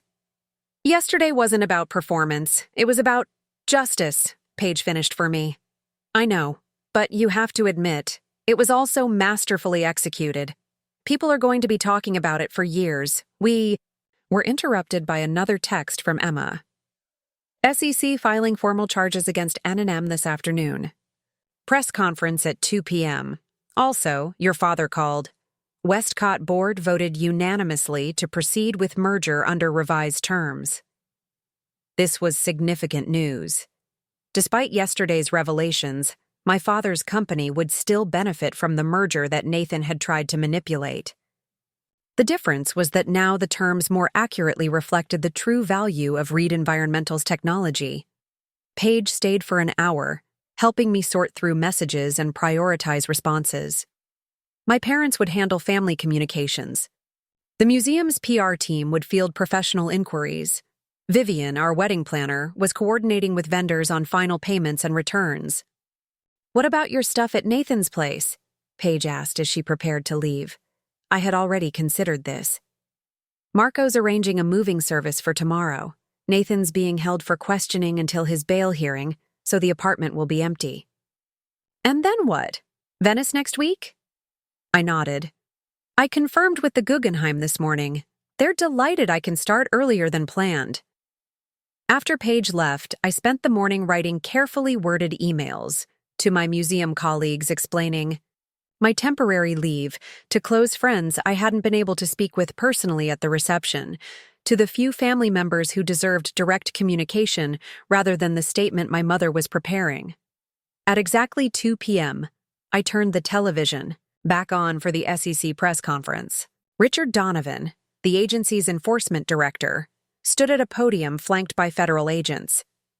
The Securities and Exchange Commission has filed charges against Nathan Blackwell, formerly of Garrison, Tate and Wexler, and Melissa Thompson, formerly of Ellis Investments, for alleged violations of securities laws including insider trading, wire fraud, and misappropriation of confidential information.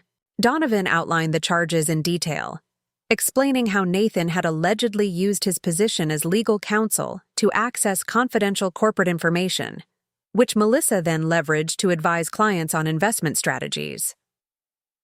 This case represents a particularly troubling breach of trust, Donovan continued. Mr. Blackwell exploited not only his professional relationships, but also his personal connection to the Reed family to gain access to privileged information regarding the Reed-Westcott merger. The director specifically noted that neither Reed Environmental nor the Reed family were implicated in any wrongdoing. In fact, he added, it was Ms. Olivia Reed who first brought evidence of this scheme to our attention. This public acknowledgement sent my phone buzzing with messages from those who had my new number. I silenced it, continuing to watch as Donovan detailed the potential penalties, substantial fines, and the possibility of prison time for both Nathan and Melissa. We have also identified several other individuals who may have been complicit in this scheme, Donovan concluded. The investigation is ongoing, and we anticipate additional charges may be filed in the coming weeks. I thought of Taylor, Nathan's best man, and wondered if he was watching this announcement with the same sinking feeling that must now be consuming Nathan and Melissa. My doorbell rang again. This time it was my father, looking weary but satisfied. Thought, you might want company for the press conference, he said, though it was nearly over. I let him in, offering coffee. I saw your text about the Westcott board vote. Congratulations. They're desperate to distance themselves from Nathan and Melissa, Dad explained, accepting the coffee. The revised terms are actually more favorable than what we originally negotiated. Westcott's legal team is bending over backward to demonstrate their good faith. We sat in comfortable silence for a moment, the television now showing financial analysts dissecting the implications of the SEC charges. Have you spoken with Nathan's parents? I asked eventually. Dad nodded. Your mother called Rebecca this morning. They're devastated, of course. Judge Blackwell is considering early retirement to avoid the ethics investigation that would inevitably follow, given that Nathan used his father's name and connections to facilitate parts of this scheme. I felt a pang of sympathy for them. Despite their sometimes overbearing manner, Nathan's parents had welcomed me into their lives and treated me with genuine affection. They were innocent in all this. Yes, Dad agreed. Which is why your mother assured Rebecca that our family's charitable work together can continue if they wish.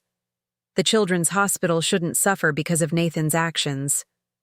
This kindness was characteristic of my mother, who had always been able to separate individuals from their family connections, a skill she had honed during decades in academia. The museum board called an emergency meeting this morning, Dad mentioned, changing the subject. Apparently they're concerned about potential fallout. I sighed. Cultural institutions were notoriously risk-averse when it came to scandal, even when their staff were the victims rather than perpetrators. What's the verdict? Unanimous support for you, Dad replied with a slight smile. In fact, they're discussing whether your handling of this situation might inspire a special exhibition on art forgeries and authentication. Something about your talent for uncovering deception and preserving integrity being perfectly aligned with the museum's mission. I couldn't help but laugh at the irony. So my personal disaster might become a professional opportunity? Life often works that way, Dad observed. One door closes, another opens, sometimes in a field you weren't even looking at. After Dad left, promising to keep me updated on any developments with the merger, I spent the afternoon packing for Venice. The temporary curatorial position would allow me to step away from New York while the media storm subsided, giving me space to process everything that had happened. My phone rang. Emma, using the direct line that bypassed my temporary numbers screening. Nathan's bail hearing is scheduled for tomorrow morning, she reported without preamble. Prosecution is arguing he's a flight risk due to the offshore accounts we uncovered.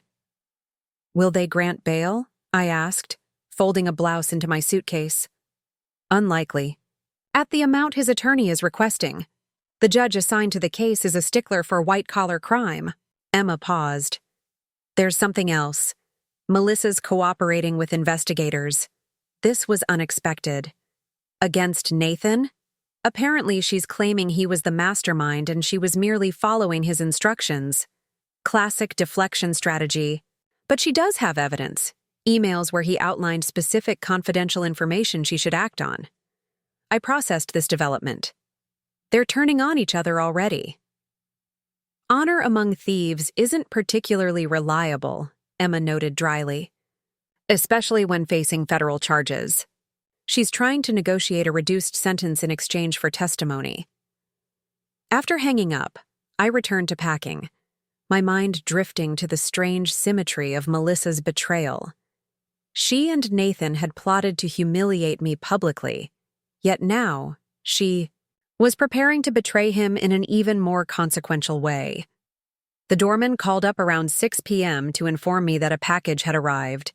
When he brought it up, I was surprised to find a small, carefully wrapped box with no return address. Inside was the Anderson family bracelet, the antique pearl piece that Rebecca Blackwell had intended me to wear as a bride joining their family. A handwritten note accompanied it.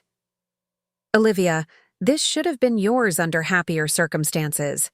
I cannot keep it knowing what Nathan has done. Perhaps one day it can be redesigned into something new, untainted by these events. With sincere regret, Rebecca Blackwell. The gesture was unexpected and touching, an acknowledgement of loss, and a hope for transformation. I placed the bracelet in my jewelry box, thinking perhaps one day I would indeed have it redesigned, converting something associated with deception into something authentic and new. The next morning brought more developments. Nathan's bail had been denied, as Emma predicted. Melissa had been released on a $2 million bond, with travel restrictions and electronic monitoring. 3 of Nathan's colleagues at the firm were being questioned about their potential knowledge of his activities. And then came news from an unexpected quarter. Walter Westcott himself called me directly. "Ms. Reed," he began formally, "I wanted to personally thank you for bringing this matter to light before our companies became further entangled in Mr. Blackwell's scheme." "Mr. Westcott," I replied, equally formal, "I appreciate that, but my actions weren't motivated by business concerns." "I understand that," he acknowledged. "Nevertheless, you've saved both our companies significant legal complications, which brings me to the purpose of my call. Westcott Industries is establishing a corporate ethics initiative, a program to strengthen internal controls against exactly the kind of manipulation Mr. Blackwell attempted. We'd be honored if you would consider serving on its advisory board." The request was so unexpected that I laughed. "Mr. Westcott, I'm a museum curator, not a corporate ethics expert." "Perhaps," he replied, unfazed, "but you've demonstrated remarkable skill in identifying ethical breaches and documenting evidence. Those abilities would be invaluable to our initiative." I promised to consider his offer after returning from Venice, though privately I wasn't sure I wanted any continued connection to the business world that Nathan had manipulated. That afternoon, Marco arrived to help finalize my packing and share updates from the museum. "The director's calling it a sabbatical for scholarly refreshment," he reported with amusement. "Very dignified language for recovering from a public scandal. She's also implementing some of your exhibition proposals while you're away. Says the publicity might as well benefit the museum." I smiled at this pragmatic approach. "And the staff?" "Divided between awestruck and terrified," Marco admitted. "Some are treating you like a folklore hero who slayed the corporate dragon. Others are updating their own digital security after seeing how thoroughly you investigated Nathan. I'm not sure either reaction is appropriate," I noted, zipping my suitcase closed. Marco shrugged. "People need narratives to process unusual events. Speaking of which, Zoe's been offered a role in an independent film, apparently a producer. At the wedding was impressed by her performance as your double. Good for her?" I said sincerely.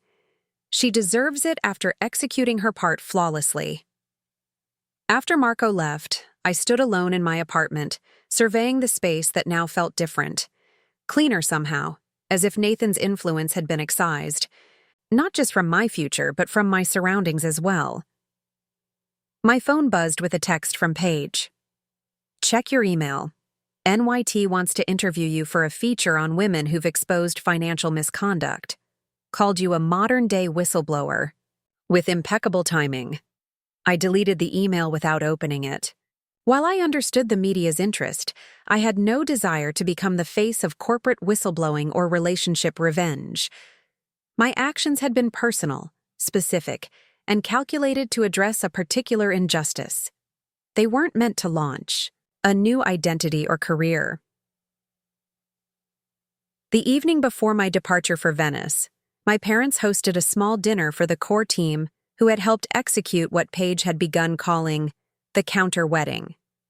Emma, Paige, Marco, Zoe, my father's security consultant James, and the technical specialists who had managed the evidence presentation gathered in my parents' dining room. "A toast," my father said, raising his glass, "to unexpected collaborations and perfect execution." "And to Olivia," Emma added, "who refused to be victimized and instead created a masterclass in strategic justice." I felt a surge of gratitude for these people who had believed my discoveries, supported my unconventional response, and helped transform what could have been my greatest humiliation into a moment of truth and accountability. After dinner, as guests mingled in the living room, Emma pulled me aside with an update I hadn't expected. "Judge Anderson announced his retirement today," she said quietly. "But there's more. The Judicial Ethics Committee has opened an investigation into whether he ever influenced cases involving Nathan's clients. 3 verdicts are already being reviewed for potential conflicts of interest." The ripple effects continued to spread, touching more lives than I had initially anticipated. What had begun as a personal betrayal had exposed a web of professional misconduct that extended beyond Nathan and Melissa. "Do you regret any of it?" Emma asked, studying my expression. "The scale of the consequences has grown beyond what we initially projected." I considered her question carefully. "I regret the necessity," I finally replied. "I regret that Nathan and Melissa created a situation that required such a public reckoning. But the alternative was allowing them to continue exploiting people's trust, mine, their clients, the courts. That would have been a greater regret." Emma nodded, satisfied with my answer. "Venice will be good for you. Distance provides perspective." When I returned to my apartment that night, I found one last message waiting, an email from Nathan sent through his attorney's office since he remained in custody. "Olivia, I underestimated you, a mistake I'm paying for dearly. When we met, I saw you as a means to an end. Connections, credibility, a perfect society wife to advance my career. I never expected you to see through the facade or have the courage to act as you did. I won't ask for forgiveness, as we both know I don't deserve it. But I will acknowledge your victory. You orchestrated a more perfect plan than Melissa and I ever could." Nathan. There was no apology, no real remorse, just a coldly professional acknowledgement of strategic defeat. It was, perhaps, the most honest communication Nathan had ever sent me. I deleted the email without responding. There was nothing left to say. The next morning, as I prepared to leave for the airport, I took one final look around my apartment.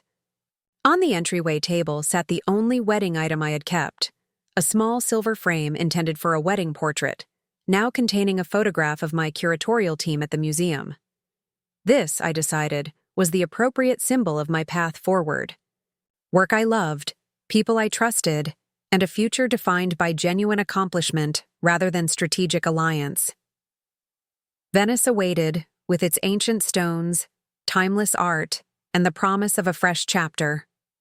As I closed my apartment door, I felt lighter than I had in months, unburdened by deception, free from the performance of being Nathan Blackwell's perfect fiancé. Whatever came next would be authentically mine. The Venetian air carried the familiar scent of saltwater and ancient stone as I made my way across the Campo San Stefano. Afternoon sunlight warmed the weathered buildings, casting long shadows across the square. After nearly a year in this city, I'd developed my favorite routes, preferred cafes, and a rhythm of life completely different from my existence in New York. My temporary curatorial position at the Guggenheim had evolved into something more permanent. I was now overseeing a major exhibition on artistic authenticity and forgery, inspired partly by my own experience with deception. The irony wasn't lost on me or my colleagues. I settled at my usual outdoor table at Café Florian, ordering an espresso and opening my tablet to review the morning's emails. Among them was the quarterly update from Emma's agency, detailing the continuing fallout from what the media had dubbed the wedding sting. Nathan's trial had concluded 2 months ago with a guilty verdict on 14 counts of securities fraud, wire fraud, and misappropriation of confidential information. He had been sentenced to 7 years in federal prison and ordered to pay $4.2 million in restitution. His legal license had been permanently revoked. Melissa had fared somewhat better, having cooperated extensively with prosecutors. Her plea deal had resulted in a 3-year sentence, with eligibility for early release after 18 months, plus a lifetime ban from financial services. Taylor, Nathan's best man, had avoided prison, but received 5 years of probation and a substantial fine for his role in laundering proceeds from the scheme through his real estate developments. The ripple effects had continued beyond the principal players. 3 of Nathan's colleagues at Garrison, Tate & Wexler had been implicated in similar, if less extensive, breaches of client confidentiality. Judge Anderson's retirement had become permanent after the Judicial Ethics Committee found evidence that he had influenced the assignment of cases to benefit Nathan's clients. 2 of Melissa's associates at Ellis Investments had lost their positions for failing to report suspicious trading patterns.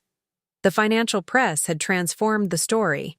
From sensational scandal to cautionary tale, Harvard Business School had developed a case study based on the ethical breaches involved. A documentary filmmaker had approached me about participating in a project examining white-collar crime and its personal dimensions, which I had politely declined. My story had become a cultural reference point, but I had no interest in becoming its spokesperson. My espresso arrived as I scrolled through Emma's meticulously detailed report. She had continued monitoring the case even after I moved to Venice, sending regular updates that I read with increasingly detached interest. What had once been the central drama of my life now felt like a story about someone else, a woman I used to be, in a life I no longer recognized. "Ciao, Olivia," called a warm voice. Francesca, my colleague from the Guggenheim, approached my table. "Working through lunch again?" "Just catching up on some news from home," I replied, setting aside my tablet. "Join me?" Francesca settled into the chair opposite mine, ordering her own coffee. "Any interesting developments?" "Just the expected legal proceedings," I said. "The sentencing phase is complete now." She studied me carefully. "Does it feel like closure?" I considered her question. "Closure happened long before the legal system caught up," I finally replied. For me, it was the moment I chose not to be victimized. When I walked into that church in a blue dress instead of a wedding gown. Francesca nodded, understanding. In the months we'd worked together, I'd shared the full story with her, finding in this Italian art historian an unexpected confidante. "And the exhibition preparations? We will open in 3 weeks." I smiled, grateful for the shift to present concerns. "The final installations begin tomorrow. The section on digital authentication tools arrives from London this afternoon." "And your parents? They're still planning to attend the opening?" "Absolutely. They wouldn't miss it." My parents had visited twice during my time in Venice, delighting in my professional success and visible happiness. My father's company had completed its merger with Westcott Industries 6 months ago, creating one of the leading environmental technology firms in North America. He'd been named Chairman Emeritus, allowing him to step back from daily operations while maintaining influence over major decisions. The museum had become my sanctuary in Venice, a place where my analytical skills and attention to detail were assets rather than symptoms of suspicion. My colleagues appreciated my thoroughness, never questioning why I might examine a provenance document with particular scrutiny or verify an artwork's authenticity from multiple angles. The habits formed during my investigation of Nathan had transformed into professional strengths. "The American journalists still call sometimes," Francesca mentioned, stirring her coffee. "Last week, one found my email and asked if you would comment on the anniversary of your non-wedding." I shook my head, unsurprised. "The story still has legs in certain circles. Did you refer to them in the museum's standard statement?" "Of course," she confirmed.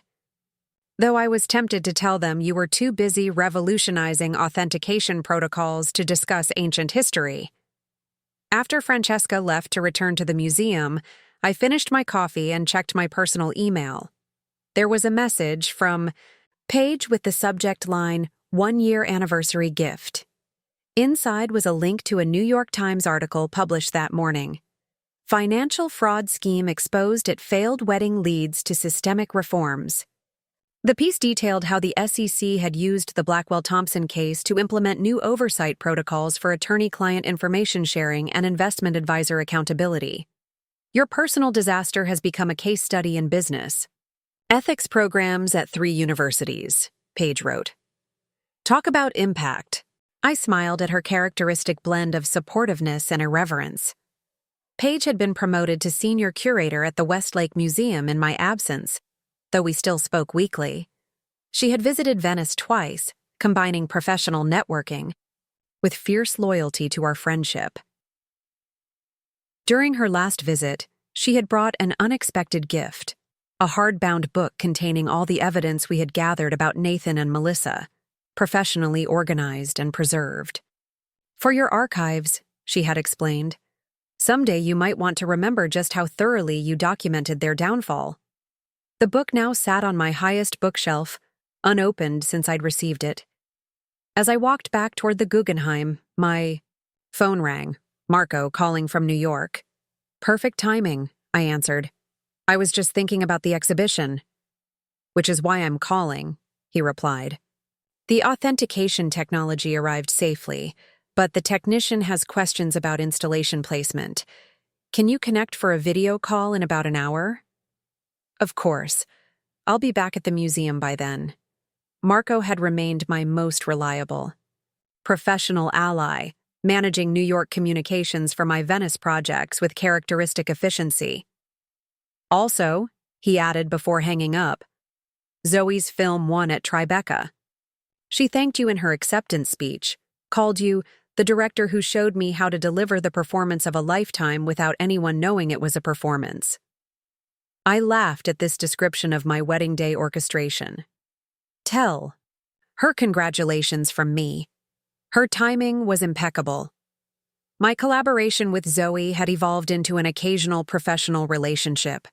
She had modeled for a museum photography project about artistic identity, her chameleon-like ability to transform herself perfect for the concept. Her career had flourished in the aftermath of our unusual collaboration. Her talent for immersive performance recognized by independent filmmakers and theater directors alike. After handling the video call and finalizing installation details, I worked late into the evening, losing myself in the precise requirements of exhibition preparation. This had become my pattern in Venice, immersion in meaningful work, followed by solitary walks through the city's labyrinthine streets. The exhibition itself had become more personal than I'd initially intended. What began as a scholarly examination of forgery and art history had evolved to include philosophical questions about authenticity, identity, and reconstruction.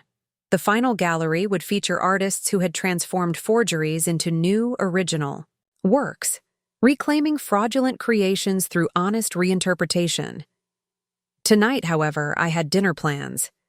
David Harrington, an American architectural preservationist working on a historic church renovation in Venice, had invited me to join him at a small restaurant near the Rialto Bridge.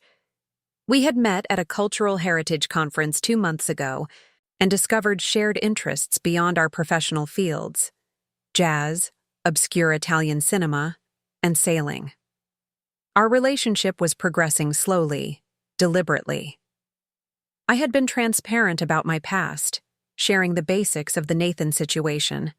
Early on, David had listened without judgment, then simply said, "That experience reveals more about his character than yours."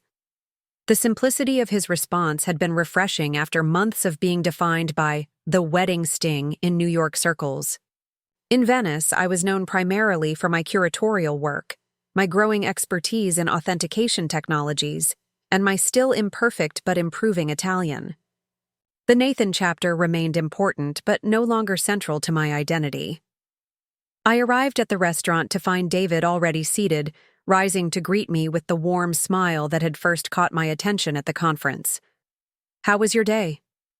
he asked after we'd ordered, his genuine interest one of the qualities I most appreciated about him. "Productive," I replied. "The exhibition is coming together exactly as planned, and I received Emma's quarterly update on the legal proceedings in New York." "All wrapped up now?" I nodded. Sentencing is complete. Nathan received 7 years. David studied me carefully. How do you feel about that? It was the question everyone asked, the one I'd been asking myself. Justice was served, I said after a moment. But my personal resolution happened long before the legal system caught up. I don't feel vindicated by his sentence. I felt vindicated. The moment I took control of my own narrative last year, he reached across the table to squeeze my hand gently. That's the difference between justice and healing. They don't always arrive simultaneously. This insightful observation reminded me why I enjoyed David's company. He understood nuance, recognized complexity, and never reduced situations to simplistic conclusions. David's work in Venice involved restoring architectural elements that had been inappropriately modified over centuries, returning buildings to their authentic state while honoring the passage of time. The parallel to my own reconstruction wasn't lost on either of us. We both understood that restoration didn't mean erasing history, but rather integrating it honestly into the present. Over dinner, our conversation drifted to more current topics. His progress on the church restoration, my exhibition challenges, the upcoming film festival we planned to attend together. For long stretches, I didn't think about Nathan or New York or weddings at all. I received an interesting offer today, David mentioned as we shared dessert. The Preservation Foundation wants me to lead a 3-year restoration project in Florence, after I complete the Venice work. That's a remarkable opportunity, I said, genuinely pleased for him. Will you accept? I'm considering it, he replied, holding my gaze meaningfully. But I've grown rather attached to Venice and certain people here. I'd need to know if those attachments might be reciprocal enough to consider commuting between the cities. The question beneath his statement was clear. We had been dating for only 2 months, but were already facing the potential junction that international professionals often encounter, geographic decisions affected by personal connections. Florence is just a train ride away, I noted, my small smile conveying what I wasn't yet ready to put into explicit words. And the Guggenheim has excellent relations with several Florentine institutions. His answering smile told me he'd understood my meaning perfectly. This was how we operated. Thoughtful, measured, honest about possibilities without rushing commitments. The opposite of my whirlwind romance with Nathan, which had progressed according to conventional timelines rather than authentic readiness. After dinner, David walked me back to my apartment near Campo Santa Margherita. The evening air was cool, but pleasant, the narrow streets illuminated by warm light from windows and occasional street lamps. I have something to show you, I said as we approached my building. It arrived from New York yesterday. Upstairs in my apartment, a charming if somewhat cramped space with tall windows overlooking a small canal, I retrieved a package from my studio table. Inside was a small velvet box containing a necklace of freshwater pearls interspersed with delicate silver beads. These were originally part of the Anderson family bride's bracelet, I explained, showing him the piece. Rebecca Blackwell returned it to me after everything happened. I had it redesigned by a jeweler in New York, transformed into something completely new while honoring the original materials. David examined the necklace with appreciation. Beautiful craftsmanship, and a powerful symbol of transformation, I agreed, returning the necklace to its box. Taking something associated with deception and creating something authentic. He smiled, understanding the significance without requiring further explanation. Will you wear it? For your exhibition opening? I think I will, I decided. It feels appropriate for an exhibition about authenticity and value. The redesigned necklace represented my approach to the entire Nathan experience, not erasing it from my history or allowing it to define me, but rather incorporating its lessons into my identity on my own terms. The pearls remained the same, but their context and purpose had been completely transformed. After David left with plans to meet the following evening, I settled at my small desk by the window, opening my laptop to review the final text for the exhibition catalog. As I worked, an email notification appeared. A message from my mother. Darling, I was organizing the study and found these photos from the rehearsal dinner. Thought you might want them for your archives. Funny how different everything looks in retrospect. Love you. Can't wait to see your exhibition. Attached were several images from the night before my non-wedding. Me smiling beside Nathan, both of us looking perfectly happy, perfectly matched, perfectly convincing in our respective roles.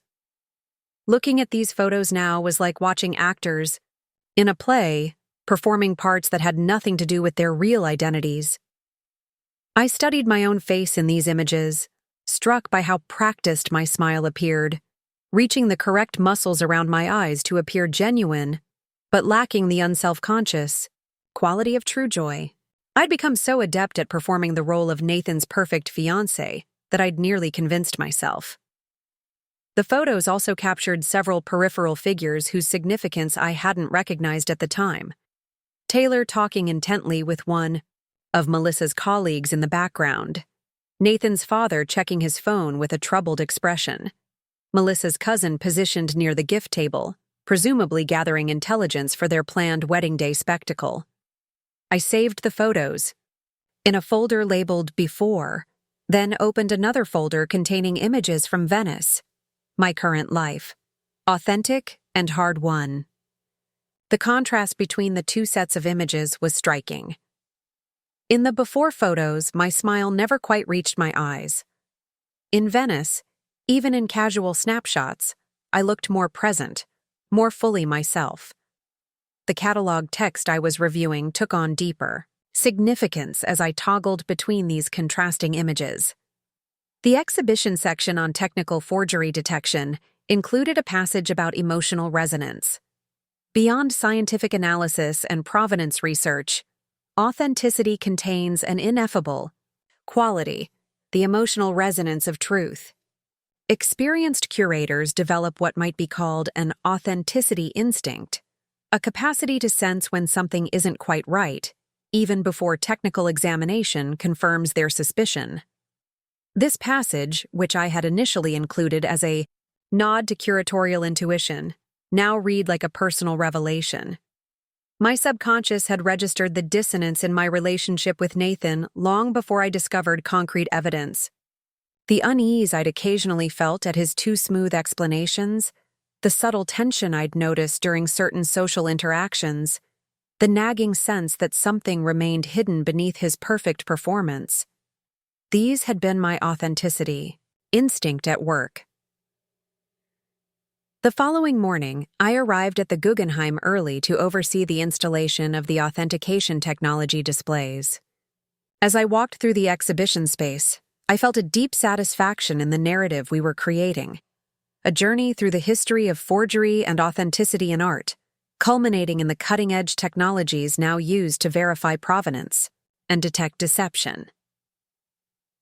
The technical team was calibrating a multispectral imaging station that could reveal layers beneath a painting surface, pentimenti, or changes made by the artist during creation, versus later alterations by forgers or restorers. I watched as they demonstrated the technology on a test painting, revealing a completely different composition beneath the visible surface. This technology served as a perfect metaphor for my experience with Nathan, the ability to see beneath carefully constructed appearances to the underlying reality.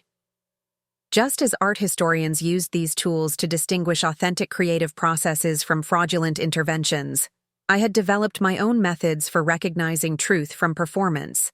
In human relationships, my phone buzzed with a text from Emma. "Check your secure email. Important update."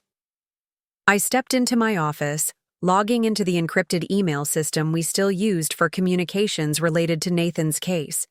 Emma's message was brief but significant. Nathan attempted to appeal his sentence on technical grounds. Judge denied the motion this morning. Case officially closed from a legal perspective. Thought you should know. This final legal door closing felt anticlimactic after everything that had transpired. I replied with a simple, "Thank you for seeing this through to completion," then returned to the exhibition space where my current reality awaited. Emma had remained a constant presence in my life, our professional relationship evolving into a friendship based on mutual respect. She'd visited Venice once, ostensibly for a security conference in Milan, but making time to see my new life and meet David. Her assessment: he watches how you interact with others, not just how you interact with him, had been characteristically perceptive. That evening, I called Paige for our weekly catch-up. "Emma tells me Nathan's appeal was denied," she said, after we'd discussed museum politics and her recent acquisition triumph. "The end of an era." "It ended for me long ago," I reminded her. "But yes, it's good to have the legal process complete." "Have you heard anything from the Blackwells?" Paige asked. "Rebecca still serves on 2 committees with your mother." "Mom says they're selling their Manhattan apartment and relocating permanently to their place in North Carolina," I replied. "Judge Anderson's health has declined since the ethics investigation concluded. I sent them a note when I heard. Simple. Sincere condolences." "Very gracious of you," Paige observed. "Not sure I could be so magnanimous." "It's not about magnanimity," I corrected her. "They were collateral damage in Nathan's schemes. I never wished them ill." The Blackwells' situation had been one of the more complicated aspects of the aftermath. Unlike Nathan, they had reached out through appropriate channels, expressing genuine remorse for their son's actions while never asking for forgiveness or making excuses. Rebecca's gesture with the family bracelet had been particularly meaningful, acknowledging the breach without attempting to minimize it. After hanging up, I walked to my small balcony overlooking the canal. The Venetian evening was settling into twilight, lights beginning to twinkle across the water. Tomorrow would bring more exhibition preparations, another dinner with David, progress on my next curatorial project. My life had forward momentum, purpose, and authenticity. Everything that had been at risk when I discovered Nathan's betrayal. 3 weeks later, the exhibition opened to critical acclaim. My parents attended as promised, bringing with them a surprise guest, Walter Westcott, who had developed a genuine friendship with my father through their merged business ventures. "Magnificent work," Westcott commented during the preview reception, gesturing to the exhibition space. "You've made the technical aspects of authentication accessible without oversimplifying the complexities." High praise from someone who navigates technical complexities daily, I replied, genuinely pleased by his assessment. "That ethics initiative I mentioned last year," Westcott continued, "it's been implemented across our combined companies. We're already seeing improvements in transparency and accountability. Your father credits your influence." Dad, overhearing this, joined our conversation. The Reed-Westcott merger could have been disastrous if Nathan's manipulations had gone unchallenged. Instead, it's become a model of corporate governance reform.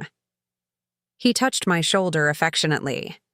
Sometimes the most painful experiences yield the most valuable lessons. The exhibition drew substantial attendance from both the international art community and the general public. Critics praised its innovative approach to authentication, particularly the interactive elements that allowed visitors to experience the detective work involved in identifying forgeries. A Venetian art magazine had published a feature highlighting my curatorial philosophy, describing me as bringing forensic precision to questions of artistic authenticity. The article made no mention of my personal history, focusing entirely on my professional contributions, exactly as I preferred. Several colleagues from New York attended the opening, including Marco, who had coordinated much of the technology installation remotely. Seeing him in Venice, clearly impressed by both the exhibition and my evident happiness, provided a moment of satisfaction that required no explanation between us. "You look at home here," he observed as we toured the galleries together before the public opening. "Like you've found your place." "I have," I confirmed simply. The statement encompassed not just geographic location, but existential positioning. I had found my authentic place in the world. Later that evening, after the reception concluded and the last guests departed, I found myself alone in the exhibition space. Moving through the galleries, I stopped before the final installation, an interactive display demonstrating how digital authentication tools could reveal layers of history and truth invisible to the naked eye. Visitors could use a specialized tablet to scan various artworks, revealing hidden signatures, underlying sketches, composition changes, the authentic creative process beneath the finished surface. What appeared simple and straightforward to casual observation revealed remarkable complexity and evolution when examined more deeply. It struck me then how perfectly this metaphor applied to my own experience. What had appeared to be a straightforward, enviable relationship had concealed complex deceptions. The painful process of discovery and exposure had revealed the underlying reality, allowing me to make informed choices rather than proceeding on false assumptions. The exhibition's central thesis, that authenticity required both technical verification and informed interpretation, paralleled my own journey from confusion to clarity. Just as art historians combined scientific analysis with contextual knowledge to authenticate artwork, I needed both concrete evidence and emotional intelligence to recognize the truth of my situation with Nathan. My phone vibrated with a text message. David, checking if I wanted to meet for a late celebration now that the reception had ended. I smiled, typing a quick affirmative response. As I prepared to leave, I caught my reflection in one of the gallery's glass cases. I was wearing the pearl necklace recreated from Rebecca Blackwell's family heirloom, transformed from a symbol of fraudulent union into an emblem of reconstruction and authenticity. 1 year ago, I had stood in a bridal suite wearing a midnight blue cocktail dress instead of my wedding gown, preparing to expose a devastating deception. Today, I stood in a Venetian museum wearing a necklace reborn from that experience, surrounded by my own creative vision brought to life. The symmetry felt appropriate, a completed circle, a restoration of balance. Nathan had planned to publicly humiliate me in pursuit of professional advantage. Instead, his scheme had collapsed spectacularly while my professional standing had only strengthened. He had intended to use my family connections to advance his career. Instead, he had lost his career entirely while my family's business had flourished. Through an honest partnership with Westcott, he and Melissa had plotted to position themselves as star-crossed lovers reunited through a dramatic wedding scene. Instead, they now occupied separate federal correctional facilities, their relationship presumably as fraudulent as everything else they had constructed together. As I left the museum, stepping into the Venetian evening to meet David, I felt a sense of completion that no court verdict could have provided. True resolution hadn't come from Nathan's sentencing or Melissa's plea deal or the various professional consequences they faced. It had come from reclaiming my own narrative, from refusing the role of victim and instead becoming the architect of accountability, from transforming a potential humiliation into an assertion of truth, from rebuilding a life based on authenticity rather than appearance. The gondolas glided silently along the Grand Canal as I walked toward the restaurant where David waited. Venice itself seemed to embody the lesson I had learned so painfully. Beauty, built on solid foundations, endures, while facades constructed for mere effect eventually crumble, revealing what lies beneath.